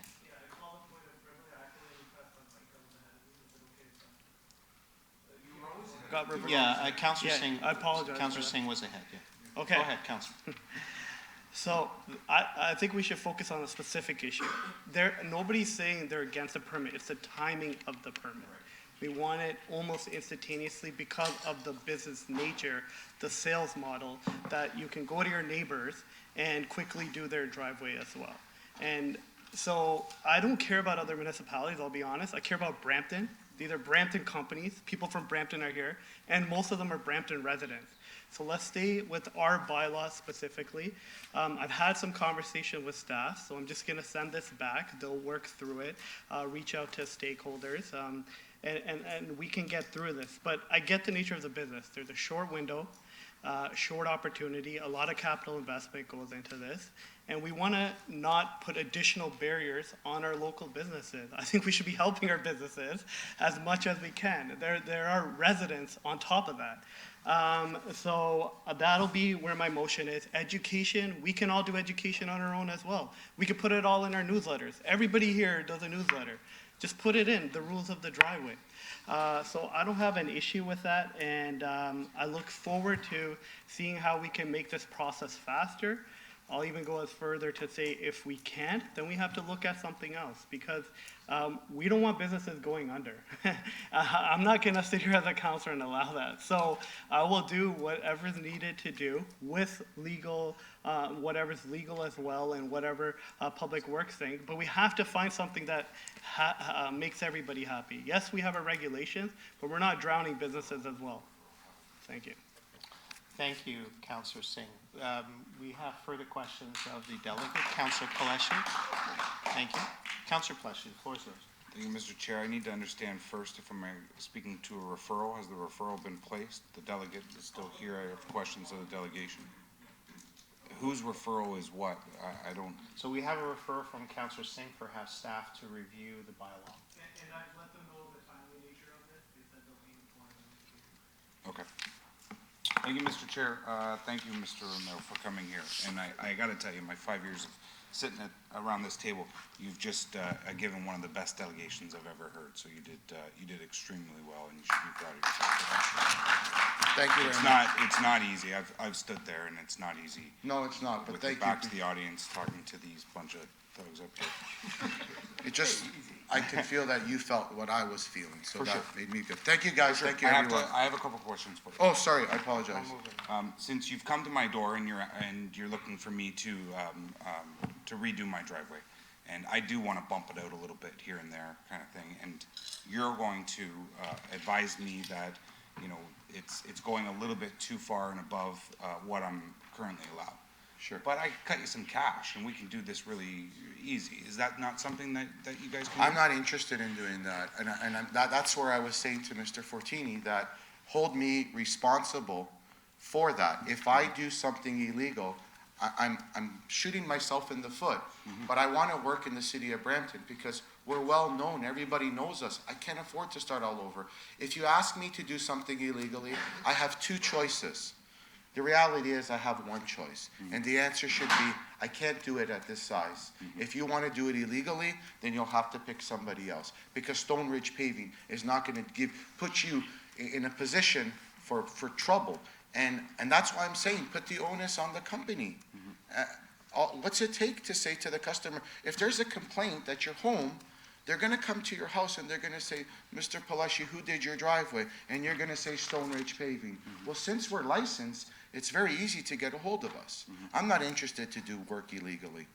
So I won't do that for you. There was a discussion actually that we had, and Councillor Fortini had the discussion as well back last term when we were reviewing this and looking at and implementing, and the fact that, you know, there was reputable companies out there, and we didn't want to. We knew that we were going to see a few of them to see if, you know, what we can do, and did we put this in place, and like the chair has said, there was people parking on grass, but that's not the reason why we put this in place. Do you know why we put this in place? Yes. Can you tell me why we put this in place? Well, to begin with, the biggest problem is that these single dwelling homes that were once single dwelling homes that now have become multi-dwelling homes, that is legal now. No one took into consideration that we're going to make a single dwelling home into a multi-dwelling home. Well, where were these people supposed to put these cars? No one thought about that when they did that. And I'm not blaming anyone here because I wasn't part of that, nor at the time did that concern me. With that being said, a solution to this problem, because I think Mr. Fortini's biggest problem is the width of the driveway. I support that if you want to cut the curb, you require a permit. I'm all for that, totally. We can go back to the old rule. You want to cut the curb, go pay the $50. I support that. I think that's where we may be bumping heads. A solution to the problem is if you don't want to make these driveways bigger, however, I only know this because my partner 26 years ago came from Toronto. Well, how about that if you guys don't want to make the driveways bigger, you offer a yearly parking pass to park on the road, which will create revenue for the city of Brampton. It's very easy. Yep. You offer this pass? And we've looked at and we've talked about stuff like that, and then you get into issues with garbage pickup and snow events and so on. But I gotta tell you, and from, you know, my view, I've always been against any widenings of driveways. And the reason why is because it puts such a strain, the water runoff, onto our sewers. I agree. And into our infrastructure, and causes us a lot of headaches, a lot of grief. Not to mention, we want the water back into the ground. We deal with climate change on a daily basis nowadays. I believe in climate change. We need the water back into the ground where it belongs, and these runoffs are certainly a problem on our sewer system that we're having to reinvest and put money into. That being said, the referral that has been put on the floor, I think that, you know, we've had that discussion with staff. There's some reputable companies out there, and we really want to, at least I want to hear from you that if, you know, if a homeowner is looking to widen their driveway, maybe there are other options out there. Maybe it's not just asphalt. Permeable pavers is something that I strongly believe in for anybody that wants to widen their driveway or even have an existing driveway. But I'm a little bit of a hypocrite because I don't have permeable pavers on my driveway. I'd love to rip out all of the asphalt on my driveway and put in permeable pavers, but I don't So know. that is an option that we provided. See, So that was my next question. Was that an option that you provided? So basically, the reason why I said that this bylaw was designed well, the old bylaw, or is because prior to this, it was very difficult. No one knew how the bylaw actually worked. Before it was worded, you're not allowed to exceed 50% of your frontage. Well, you get my mother, who's an immigrant here, she has no clue what that means. So when they amended the bylaw, basically, it's plain English. It doesn't matter if you have grade 5 education or if you have a college or university. Basically, what this says is that if your lot size, the width of your lot, don't worry about the length. If your lot size is between 27 to 30 feet, the maximum width allowance is 17.06. That doesn't mean just with asphalt. So what this means is that you can have 1 foot of pavers, 1 foot of concrete. Then you could have asphalt, then you could have pavers. As long as from one width to the width of the driveway does not exceed that, you're within the bylaw. The problem that Mr. Fertini's having is that this 17 has now become 23, 24. That is illegal. This bylaw that you guys put in place was designed because of exactly what you said about keeping the water in the ground, the table of water, too high, too low, where are we putting the snow? This bylaw, the old bylaw before this one, this is still the same bylaw, it's just now it requires a permit, is fine if people abide by it. If you're gonna make it bigger than what this says, then that's not right, and I support that. And I'm gonna be completely honest with you. My pet peeve is making driveways larger, and I'll tell you why. I hate doing it, because you know the earth that you extend? It's a process. In the city of Brampton, not only is it a process, in the city of Brampton, there is no law, there is no dump site for dirt. You know where we dump the dirt? Caledon, like everybody else. Well, and you know what? Try and drive through Caledon. And the truth be told is that legally, if you want to dump the dirt legally, you have to take it to Hamilton. That's costly. Or if you know of a farmer in Caledon, you know, you shoot him $50 or you bring him a case of beer, I don't know, whatever it takes. The truth be told is, I've always been against it. It actually disrupts my day.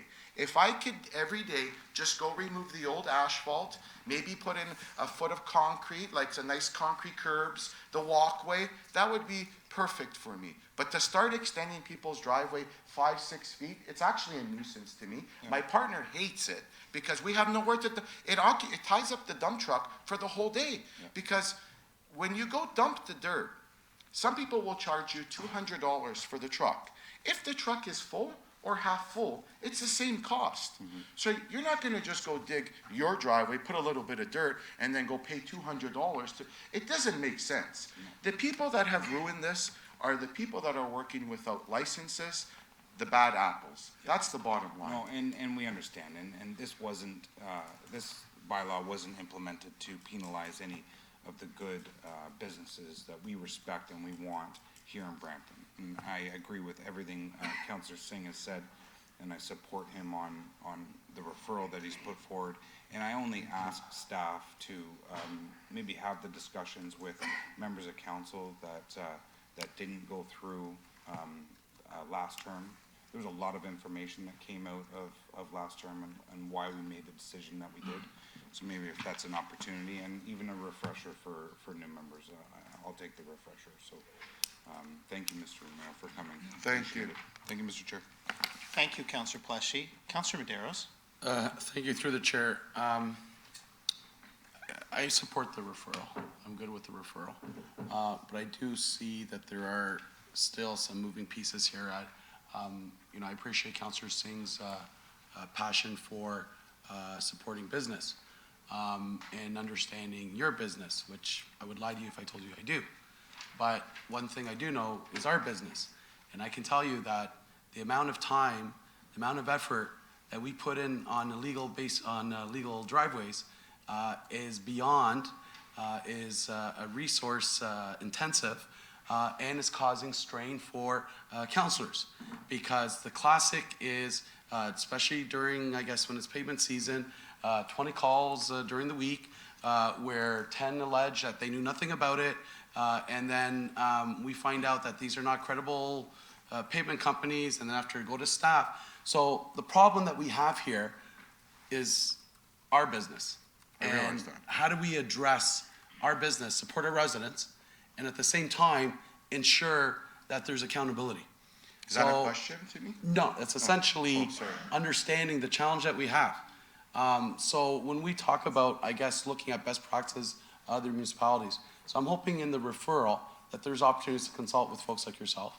I'm hoping in the referral that we look at maybe consulting, which I'm sure we do with our bylaw officers, and looking at all these difficult situations that we've encountered in terms of, like, I'd be interested to see how many actual pavement companies did we prosecute How much did, what did we issue in tickets and fines? How much have we collected?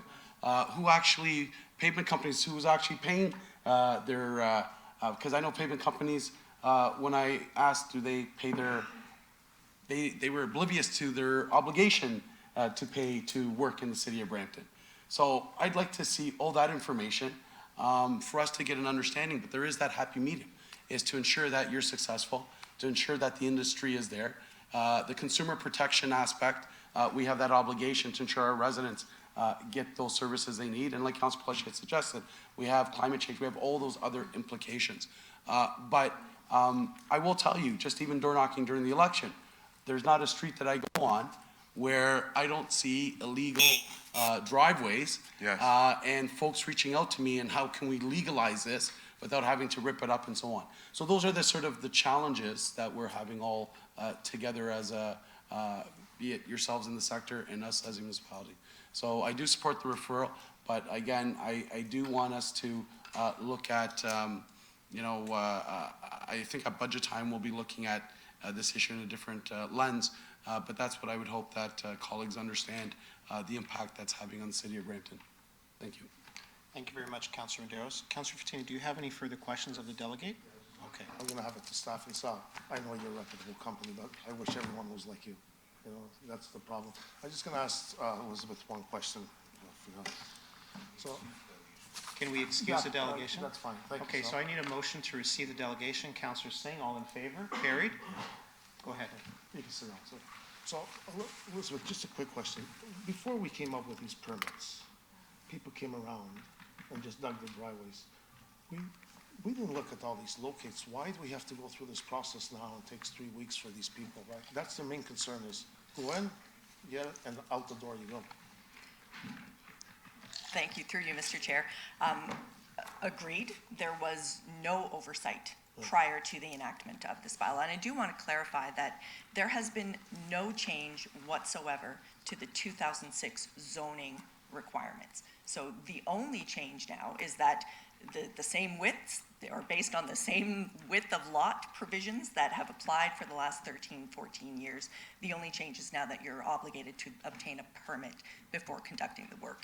And part of that permit is, you're quite right, it involves more than just the zoning component because there are other features that have to be protected on the site. So I would defer to legal as to legal and public works, quite frankly, because they review a driveway curb cut is that they want to ensure there's maintenance of, you know, fire hydrants, utility boxes, city trees, to ensure that that infrastructure is not damaged. So that is why when we're out there issuing a permit for work to be done, we're obligated to identify those potential hazards and ensure that they're protected.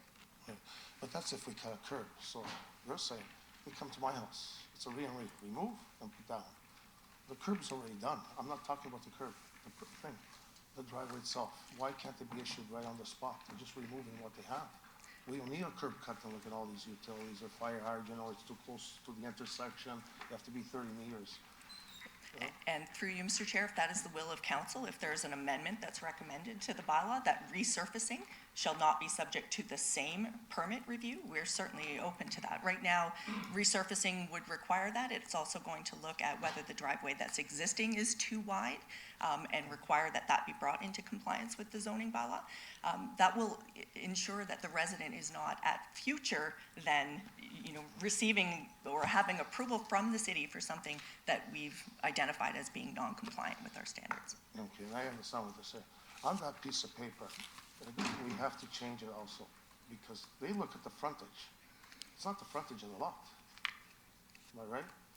So you have to measure in from the property line 15 feet in, and that's how you get to your width of your lot. That's through you, Mr. Chair. Depending on the shape of your lot, right. where lot lines converge towards the front of the lot, the measurement is 6 meters back 6 meters. from the front lot line. Where lot lines converge towards the rear of the property, the measurement is taken 15 meters back. So yes, it's not the actual street frontage on irregularly shaped lots, and the handout that we provide to people does speak to lot configuration. It also could be different on corner lots where there's a visibility triangle involved. Yeah, right, because we had that call that, you know, this frontage was 60 feet, but then at the back, it tapers to 38. They take the mill, and it was 8 feet too wide, and you only did it 27 feet, it's because they actually take that, so explaining. Okay, so we'll send it back and hoping that everything will be okay and see how we could help them out to get the permit quickly. Yes, sir. Through you, Mr. Chairman, perhaps just a suggestion to offer. It seems to me that much of the concern really from the private side, as well as perhaps from councillors, would be for us to really look at ways in which we can alleviate the concerns from the private side by way of reducing the amount of time associated with the applications, obviously, as was said. And it seems to me that we would be able to do that if it was that we were able to perhaps offer through to council's consideration for an approval, an amendment to the current bylaw that's in place, simply to remove the reference to the resurfacing. And so there's been some discussion that we've had with staff, planning through to zoning enforcement, that we can continue to have to see if there might be some willingness from staff to be able to recommend a change in that way. And if it is that we're able to really recommend the removal of the resurfacing reference from the bylaw, that might go a long way to really alleviating concerns.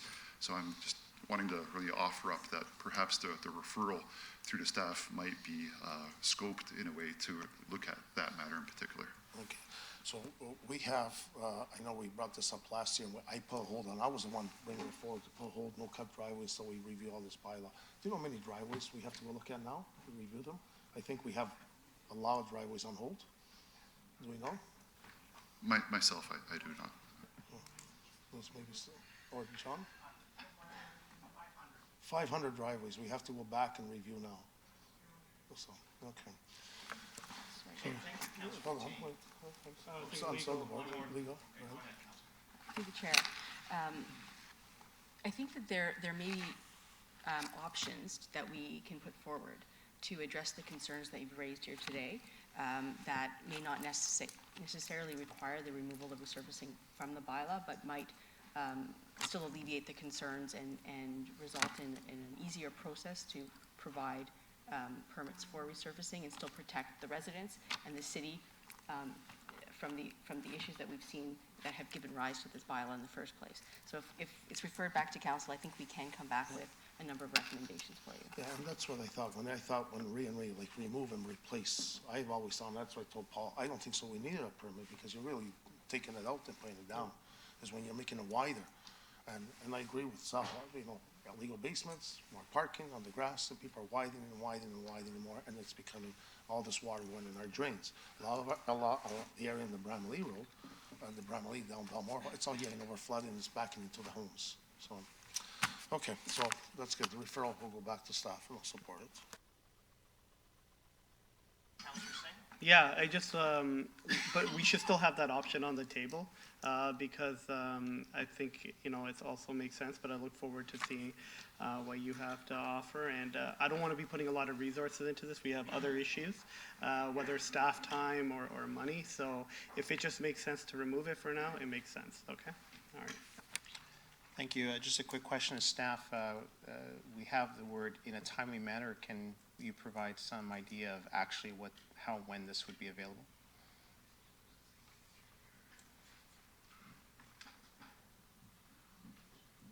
Through you, Mr. Chair, I mean, certainly we will commit to coming back to council in February. I'm hoping that the type of analysis that is being requested in the referral, but certainly if it was a simple amendment that we're recommending, that's something that can happen and occur very quickly. Okay, thank you very much. Members of council, you have the motion. We have another question, Councillor Fertini. On the referral, can we put down that you do not need a survey? It's a staff report to consider. They can see it? So staff will consider that as an option in their report? Would that be When I correct? requested this, going back last year, I never mentioned anything about a survey, and people are complaining, like, we need a survey, then you need $1,800 for someone to do a survey. That's always right. We never talked about a survey. Yeah, through you, Mr. Chair, there's no reference to the requirement for a survey in the bylaw. I can confirm that any permit that's obtained from the city of Brampton requires a survey. However, we have committed and continue to commit to working with residents where a survey is unavailable. Thank you. Thank you. Members of council, the motion is before you. Do any members have any further questions? Moved by Councillor Singh. All in favor? That carries.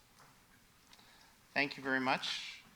Our next item is item 7.2. 8.1, the staff report on the proposed 2020 corporate events listing. I believe I have questions from Councillor Bowman. Councillor Bowman, the floor is yours. We'll just, very good. Go ahead, sir. Thank you, through you, Mr. Chair. Going through the list of 7.2.1, I don't see the pumpkin party, which we had last year when we brought it up.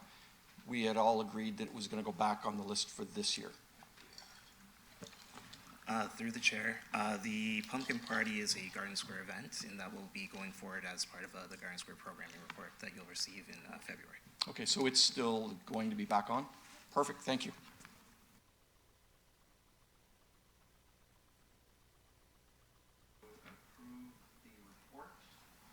All in favor? Carries. Oh, I'm sorry, Mr. Brown. Did we move too fast? Mr. Brown. Councillor, Mayor Brown, excuse me. I did hear a lot of feedback about the pumpkin party, and they thought council had canceled it, and it never came to council.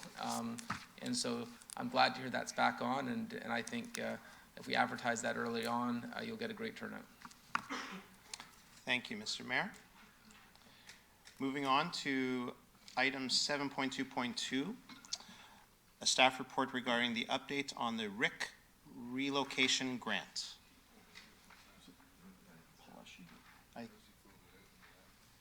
Mr. Clerk, can we just hold that one until Councillor Pleshy returns? I believe he's just stepped out of the room. If that's the will of the Go out of committee, order? yes. Yep. Very good. So we have our next discussion under new business, a discussion at the request of Councillor Medeiros regarding financial assistance to the Downtown Brampton BIA. Councillor Medeiros. Thank you, members of committee.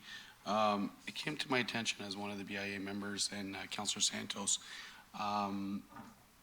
with the properties that were purchased by the city, that resulted in a shortfall into what is collected by the BIA. And so as an immediate measure for this year, for this year, and then after next year will be discussed at our budget time. But just because of the immediate pressure, I'm hoping that you would support waiving the rules of procedure. I believe it's required 2/3. Through you, Mr. Chair, it is not, because you added this item as a discussion item. So if it had been addressed through the delegation, it would have been, but this is a separate item, so it's fully debatable. Fully debatable, so I can move the motion, that's fine. So there is the motion that I put on the board, and I hope you can support it. Again, this was not a situation that the BIA had responsibility for. It's something that we created as a city, and we're just trying to meet that shortfall, and staff are working close with the BIA to looking at long-term, how do we address this issue. Thank you, Councillor Medeiros, for bringing this up. This is an important consideration for council to make.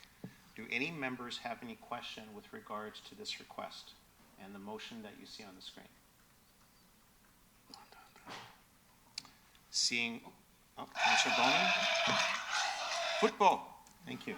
Go ahead, Councillor. All right, what a reception. Thank you, through you, Mr. Chair. I'm just reading this for the first time now, the provide financial assistance to cover the deficit, and we'll be getting a report back.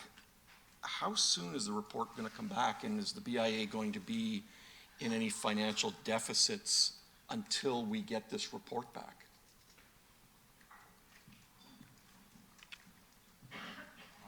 Through the chair, I think the intent is to have some sort of analysis done as part of the 2020 BIA budget ask, and to have that discussion with city staff as well, and the treasurer and the senior manager of finance. So it'll come through as part of the budget deliberations. Okay, so the BIA, sorry Susie, but the BIA, they'll be bringing their budget request to us at budget time, and it will include this deficit that we will then discuss. No, it'll include the plan for 2020, and in terms of taking that shortfall into account for 2020. But the ask right now is more so for the 2019 that's already happened, but then how do we take that into account going forward for 2020 and beyond, basically? Okay, so there's no deficit for the 2019 based on our purchases, or there is? There is. That is the 61,805 for 2019. We know that number, we can exactly calculate that is the deficit, but for 2020, we need to kind of anticipate and kind of build that into the budget going forward, and take into account any shortfall as a result of those city purchase buildings. Okay, thank you. Thank you, Councillor. The motion as read is on the screen. All members of council, your opportunity to vote is now. All in favor? That carries. Yes, we do have quorum.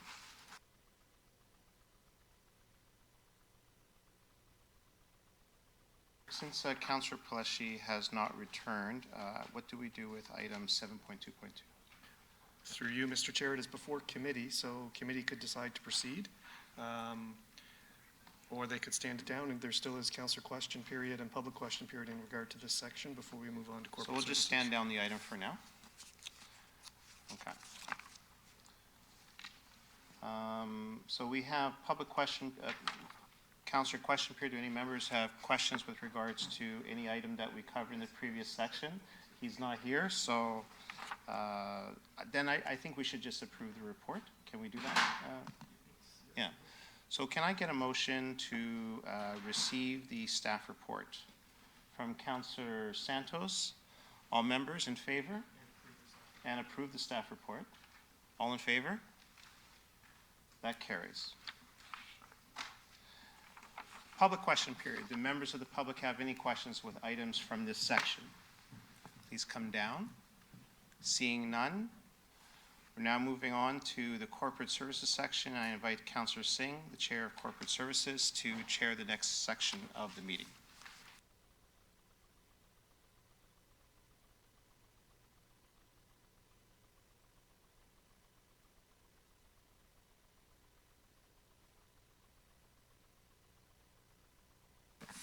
Thank you, Councillor Vicente. Moving on to the corporate services section.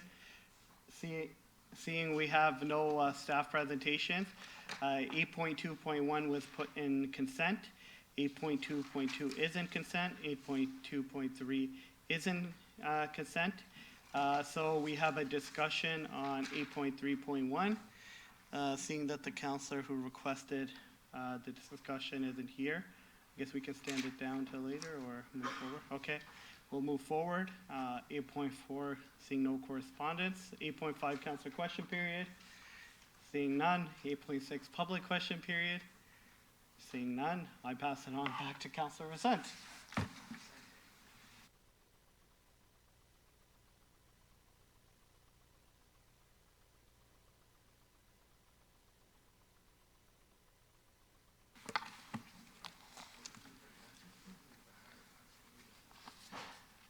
Thank you, Councillor Singh. Our next item, members of council, under the Works in Public Works and Engineering section is item 9.1.1, a staff presentation on the environmental planning, public works and engineering with regards to the Brampton Eco Park strategy. Do any members have any questions?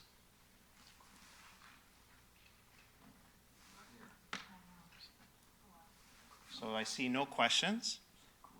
So can I have someone to move the report? Moved by Councillor Santos. Oh, I'm sorry, Councillor Williams, do you have a question? Yes, Councillor Williams.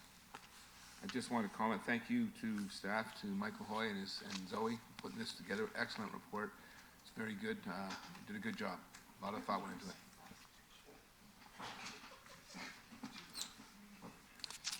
So we need a motion, Mr. Clerk, to receive. If committee does not wish to receive the presentation, there would be a motion to receive the presentation without it being presented and approve the staff report. Okay. Oh, so we're here? Come on down.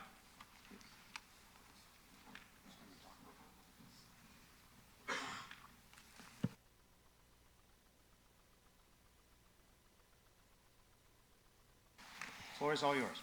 Thank you, Chair and Council, for allowing me to present to you today on the Eco Park strategy.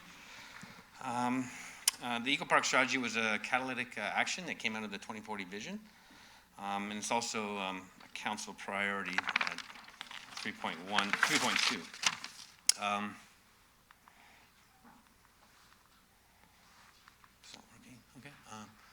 So this is the sort of basically what the 2040 vision envisioned. Eco Park across the city, a green space that supports the renaturalizing of the city. The strategy that I'm about to present is a result of a year's worth of work with city staff from Parks, Planning, and Engineering, and also with Conservation Authorities, TRCA, and the CBC. The strategy focuses on trying to improve the coexistence of nature and residents, and trying to integrate natural spaces into our everyday urban landscapes. It strives to create a mosaic of green spaces that form one large eco-park. Today, the Brampton Eco Park really centers around the city's natural heritage, our valleys, our creeks, our woodlots, our wetlands, but also includes a number of parks and some streetscapes. To grow this eco park to encompass the entire city, we will be looking at strategic opportunities in our capital projects, park projects, new development of parks, such as the one on the Siemens property. To achieve the vision, the city and its partners, the conservation authorities, some of our residents are adopted park partners, will try to continue to integrate eco spaces into our urban and natural landscapes. Eco spaces are the building block of the eco park. They can be found in our natural areas, our parks, our urban spaces, and our streetscapes. What are eco spaces? Eco spaces are any green space in Brampton that strengthens the coexistence of people and their environment. The principles are enhancing, so any space would be considered an eco space if it enhances the natural processes. It integrates abilities of residents to experience our natural spaces, and incorporates some of these 7 principles that we've devised to guide the development of eco spaces. And these principles are really focused on trying, again, to integrate our citizens and our residents with the natural landscapes, but also bring the natural landscapes into our urban spaces. So going forward, when we start looking at our park redevelopment, our streets, some of our downtown urban squares, we'll start to look at how we can integrate these principles into the design of those spaces. As you see on this sort of schematic, some of these spaces will be highly naturalized, so some of our valleys where we have trails going through, but also some of them will be highly urban. But they'll have 2 things in common. They'll always be trying to incorporate the relationship and experience of nature and people, but also natural processes. In a quick review of this, as we were developing the strategy, we started identifying a lot of areas within the city that we already have. So the eco park already exists in the city. And we have a lot of spaces from our trail system and all our valleys to some of our new community parks that are incorporating swales, naturalized swales, new tree planting, to Dorchester Park, where we have a really ambitious adopt-a-park group that's trying to renaturalize some of the woodlot areas.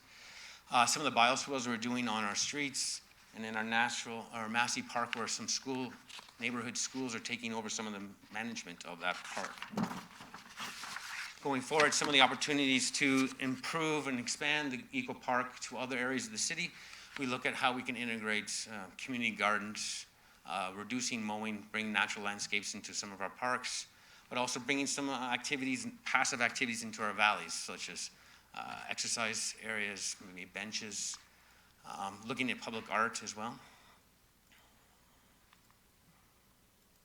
So the strategy is basically a 5-year plan that will be renewed after 5 years. We see the eco park as existing today, but we see it continually always growing and growing as the city grows. The first action we'll be doing is identifying what the eco park is today. We have a pretty good idea what it is, but we really want to take a closer look at some of our parks and streets and see what we can add to that park, so we then map that park. Then we'll start implementing projects that try to incorporate some of the principles that we've talked about here, from our park redevelopments to some of our streetscaping to urban design in the urban downtown.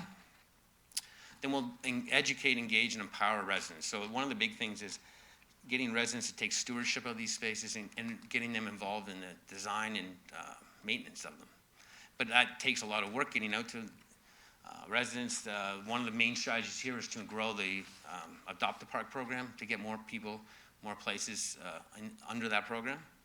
And then report and monitor, so come back to council to demonstrate how we are progressing with the strategy and also where we think we can refine the strategy going forward. So some of the actions, again, is working with our current programs and processes and how we can improve them to incorporate some of these principles of the Eco Park into their design. Leveraging existing initiatives and partnerships. So we're right now working with the Conservation Authority to work on Jefferson Park. How do we incorporate some of their work into the parks that surround that area? Bridging sustainable initiatives, so linking some of our existing programs to the Eco Park program.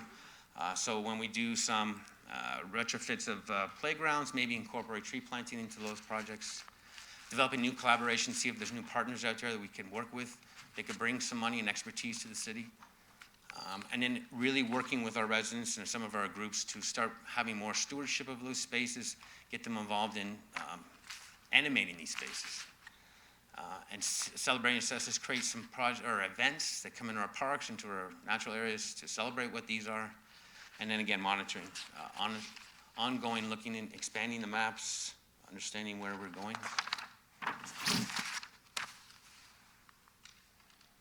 And these are just, again, a couple examples of what we're doing or coming up in the last 5 years. Jefferson Jayden Park is a really great project. It's involved the community, but it's also involved our partner with the Conservation Authority to realign a channel. But that gave us the opportunity to expand that project and look at opportunities to update the park. The park right now is 35 years old, hasn't really been updated, so updated to reflect some of the things that we're doing right now. We have the CBC Trailhead Eco Park on Siemens property, the Riverwalk project in downtown, and the Lake Rehabilitation Program. In conclusion, that this project, the Eco Park strategy, achieves many of the things that the city is trying to achieve in its strategic goals: Parks Master Plan, Environmental Master Plan, Natural Heritage Program, and this council priority to be a green city. And that's it. I just would like to take the opportunity to acknowledge Zoe Milligan, who helped coordinate and develop this program with staff from Parks, Planning, and Engineering, and also with the Conservation Authority. Thank you. Thank you. Great job, Mr. Milligan. I just want to thank you and the Works team for putting this together. Yesterday, when we were talking about Brampton U, Councillor Santos and I and the mayor and other members of council, we heard how it's important to have a new perspective. And one of the remarkable perspectives that one has is if you're fortunate enough to live in a high-rise building, if you go above the 6th or 7th floor and you look out your window, you begin to appreciate just how green the city of Brampton is. And if you were to go higher and you see these network of spaces and green spaces and the work that you're about to embark on to connect them and to make them more useful for residents, it's really a positive story and a testament to how wonderful living in Brampton can be. Councillor Pleshy, you have some questions or comments? I do. Thank you, Mr. Chair. And I guess this would be appropriate to bring the report forward at this time. Yes, so members of council will bring forward the report, item 9.2.2. Thank you, Mr. Chair. Thank you, Mr. Hoy. Oh, I'm sorry. That's all right. I'm sorry, Mr. Hoy.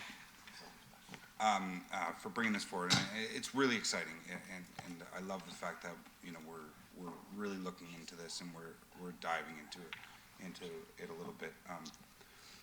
I have to say, if we can go back to one slide,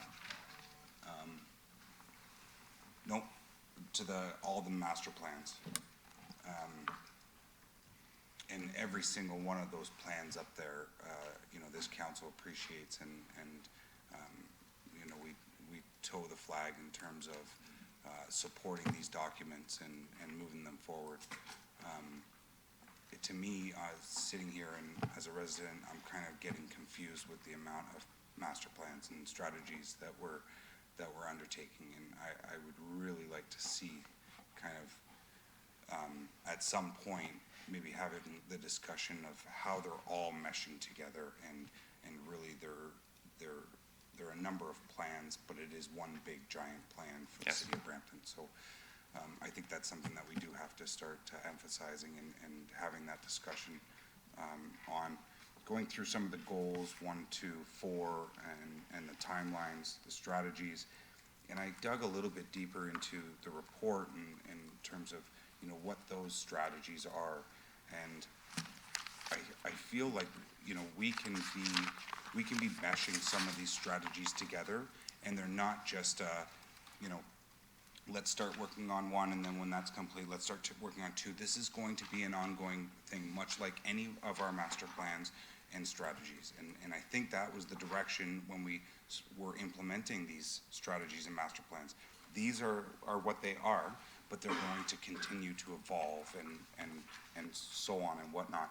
So I appreciate the amount of work that's going into this. I know that's, you know, some of the things that are on here with respect to even the GeoHub, it's a very easy reporting structure that we can ask the GeoHub to provide us with the information. That being said, it's only as good as the GeoHub is. So I hope, and I can't say for sure, but I hope that you know, the information is there for us to be able to pull those reports. And if it's not, then I'm disappointed that, you know, we didn't start this many years ago to start gathering all of that information. But like I've said before, the best time to plant a tree was 20 years ago. The next best time is today. So if this is where we are today and this is where we're starting, then this is where it is. But I am going to be asking you that this 5-year plan be shortened. And I'm not going to say, Michael, that it should be 2 years or 3 years. See, everybody likes that idea. But I am going to be asking that, you know, the timelines be shortened on some of these initiatives, and I think that that helps achieving, if we go back one more slide, the objectives that we want to do here.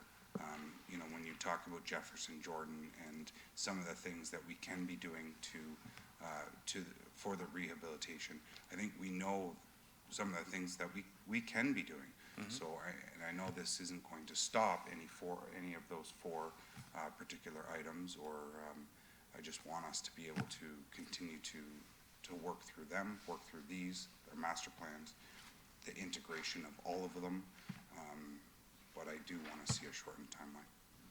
Thank you, Mr. Chair. Thank you, Councillor Pleshy. Councillor Willens. Thank you, through you, Mr. Chair. Thank you, Michael, for bringing this forward. I, for one, have been a big supporter of this. If you go back to the archives and dig up my 2003 election brochure, it says they're creating a balance between the built and natural environment. Nice. And this is exactly what this is doing, so good for you. But again, I want to recognize the author of this. There's lots of people that review it and lots of people that approve it, but Zoe, please stand up. And this is the young lady that authored this report, so thank you very much again for all your hard work, and it's great to have you here in the city of Brampton, and we certainly don't want to lose you. Thank you. All right, thank you. Thanks very much. Zoe is always an environmental planning student, so we only have it for... Thanks again. Thank you, Councillor, and my apologies to Ms. Zoe for assuming that you had anything to do with Michael.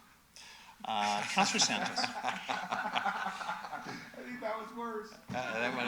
Go ahead, Councillor. Thank you, through you, Chair. I always love it when we talk about and see more green spaces and connectedness for active transportations than just focus on cars all the time in Brampton. So all of this work is fantastic. I do have an amendment to the recommendation, which is that in number 2, that we forward this strategy to the TRCA, the CVC, local MPs and local MPPs during our advocacy on Saturday on the weekend.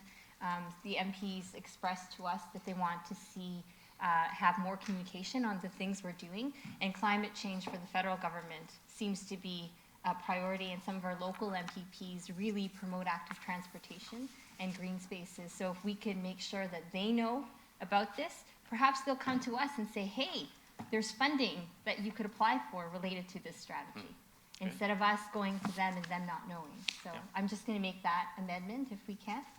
Thank you. Thank you, Councillor Santos. Members of Council will go in order first and vote on the presentation by Mr. Hoy of Zoe Milligan's report, to state correctly. I have a motion from Councillor Willens to receive the presentation. All in favor? That carries. And then, members of council, we have the report, item 9.2.2, moved by Councillor Santos and amended. Seeing no questions, all in favor? That carries. Thank you.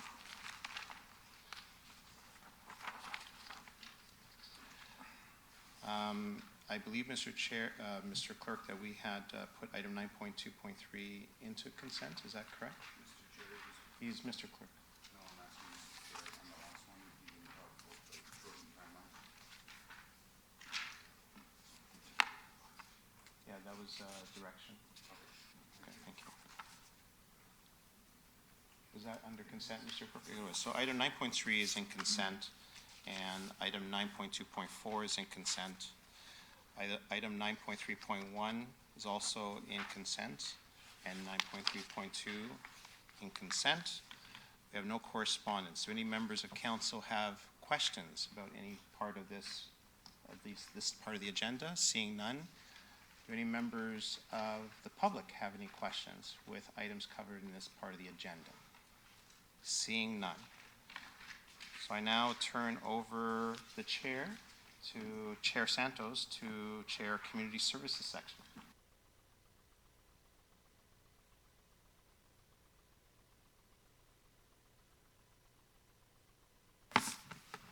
Thank you, members of council. We're now in the community services section.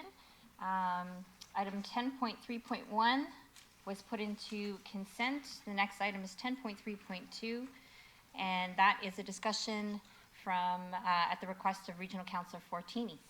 Yes, thank you through the chair. So I just presented a motion here. I talked to staff about the great things that Sandra, I think we will put it up on the board, of all the great things she's done in the past through the curling and sports Hall of Fame and figure skating. And so I'd like to put a motion forward to see if we could change the name of the curling club to the Sandra Haynes Curling Club.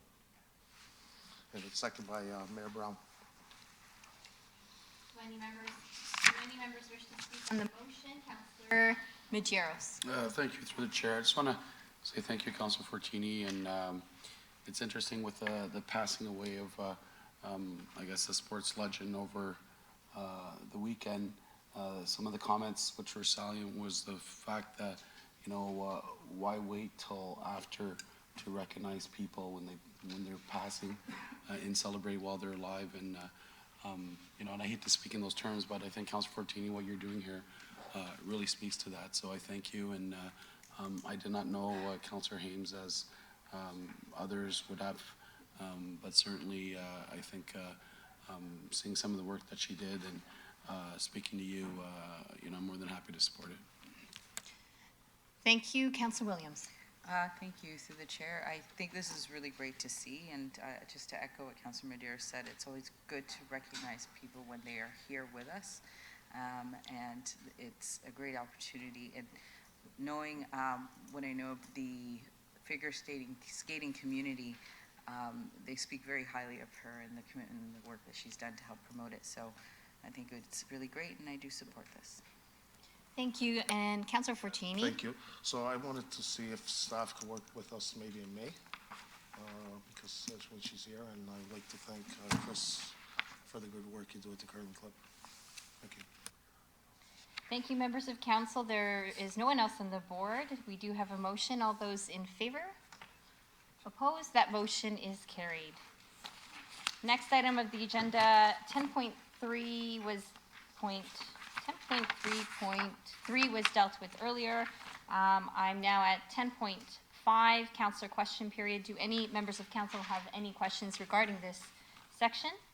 Seeing none, we are now at public question period. Do we have any members from the public interested in a question regarding this section and the recommendations in this section? Seeing none, we are now at the referred matters list, which is published every week online. Do any members of council have any questions? Councillor Paleshi. I don't have. I would like to request that we reopen the agenda and add some discussion item around the coronavirus. Okay. Do we have 2/3 to reopen or to have a discussion on the coronavirus? Sure. Thank you. That is carried. Can we first just deal with the referred matters list? All those, no, nothing is happening there, no questions.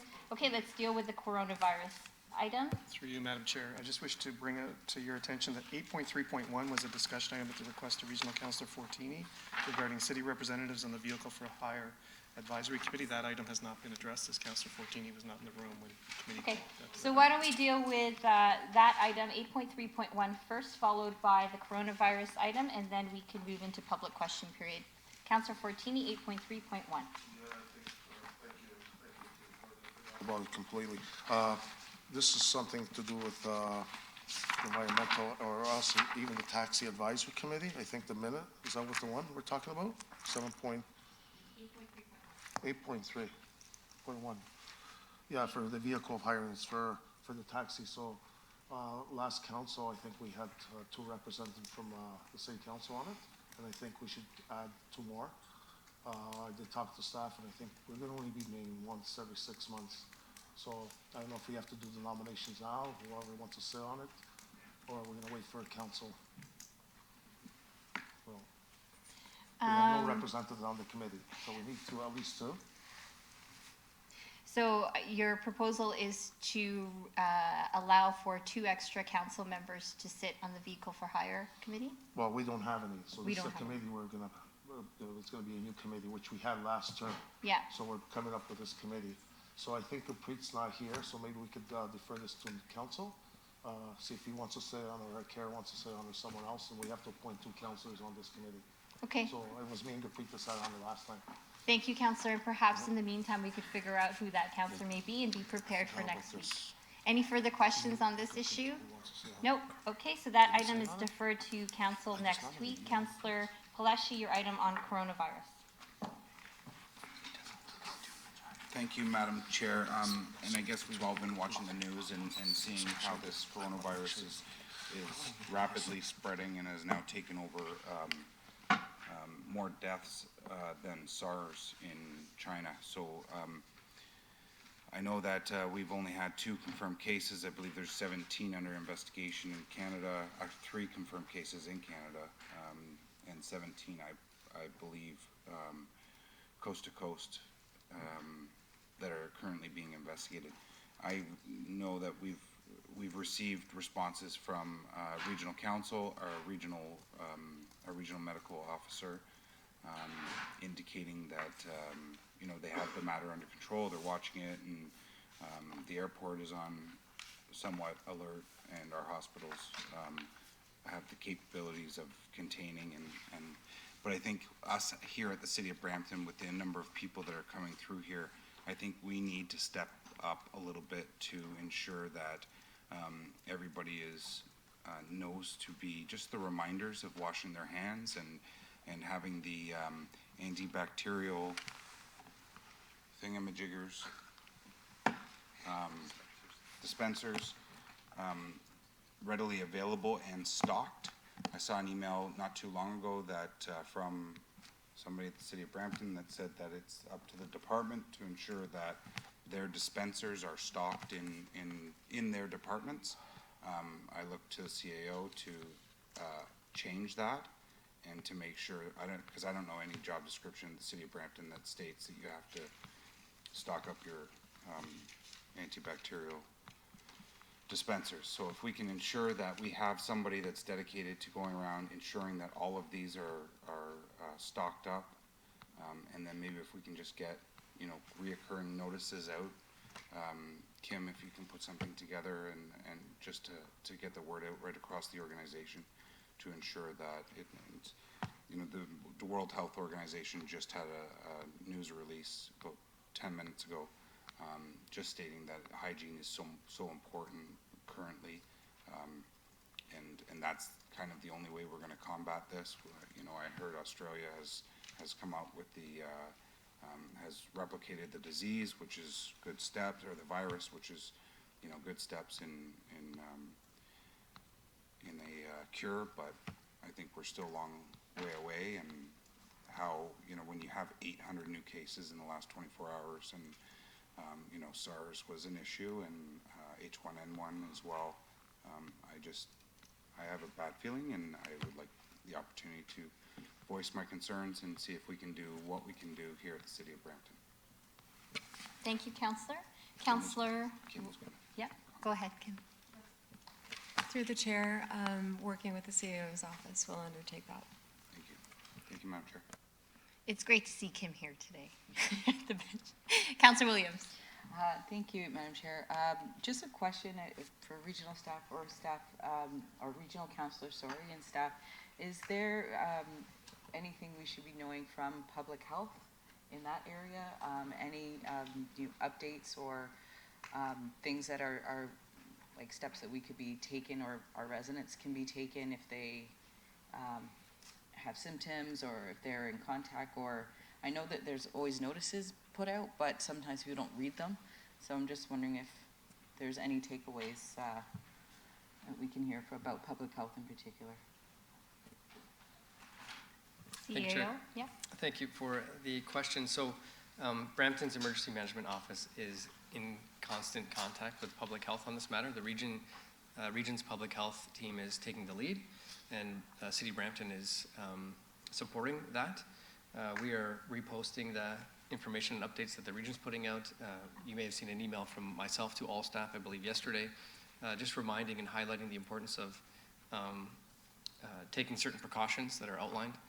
And so the Ministry of Health reaffirms that the risk to Ontarians is low, but that does not mean we don't remain vigilant and doing our diligence. So I can tell you from a staff perspective, City Brampton staff and regional staff are in constant communication on this matter.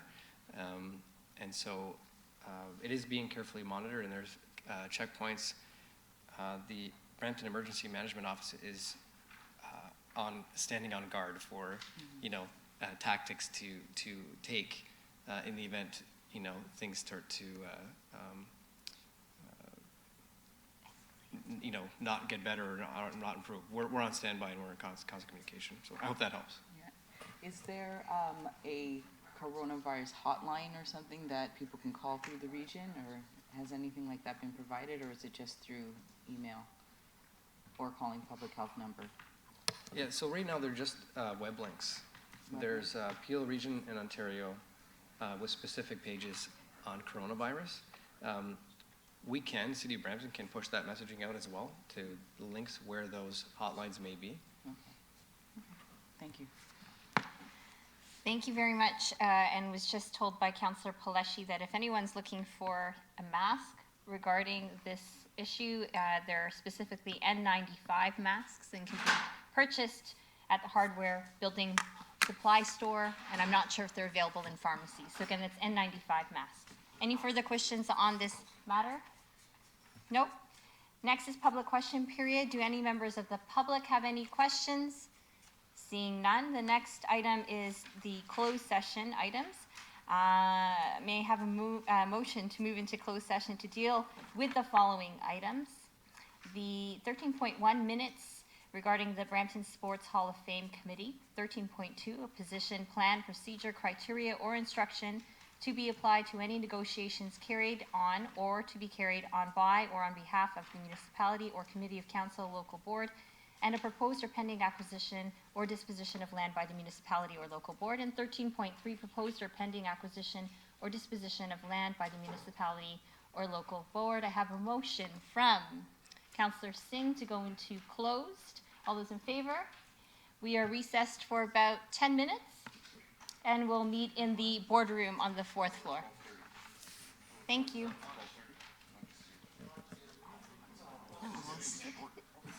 We will go into closed and then have lunch. Okay.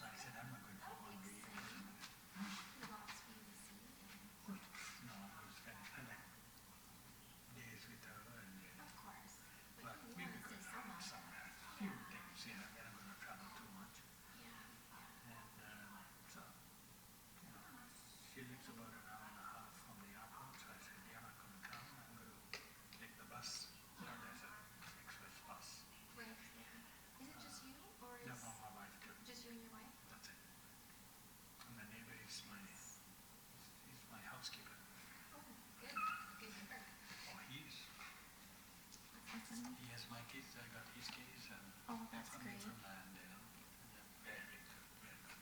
That's good. It's good when you have someone that you can, trust and rely on. Yeah. That's good. Somebody comes, they know. Yeah. Used to be a neighbor across the street. Where do you go? One day, my wife and I took off. So I told one of my daughter's friends, university's friends, very nice guy. Check 1, 2.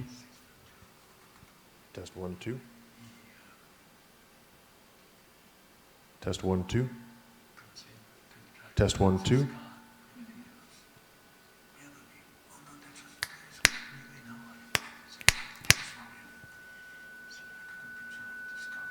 That's not it. That's.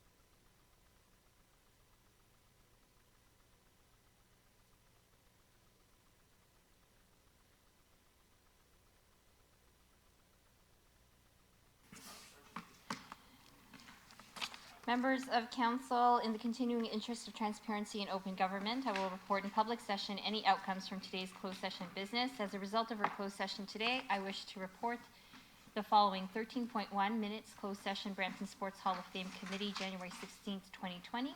This item was considered in closed session and no direction was given to staff. 13.2, position plan procedure criteria or instruction to be applied to any negotiations carried on or to be carried on by or on behalf of the municipality or committee of council, local board, and a proposed or pending acquisition of disposition of land by the municipality or local board. This item was considered in closed session and direction was given to staff. And finally, 13.3, proposed or pending acquisition or disposition of land by the municipality or local board. This item was considered in closed session and direction was given to staff. Our final item is adjournment, and it is before 1 o'clock. Our next regular meeting is Wednesday, February 5th at 9:30 a.m. Adjournment. Thank you, members, for your respectful consideration and recommendations today. May I have a motion to adjourn? Councillor Willens, all those in favor? See you next Wednesday.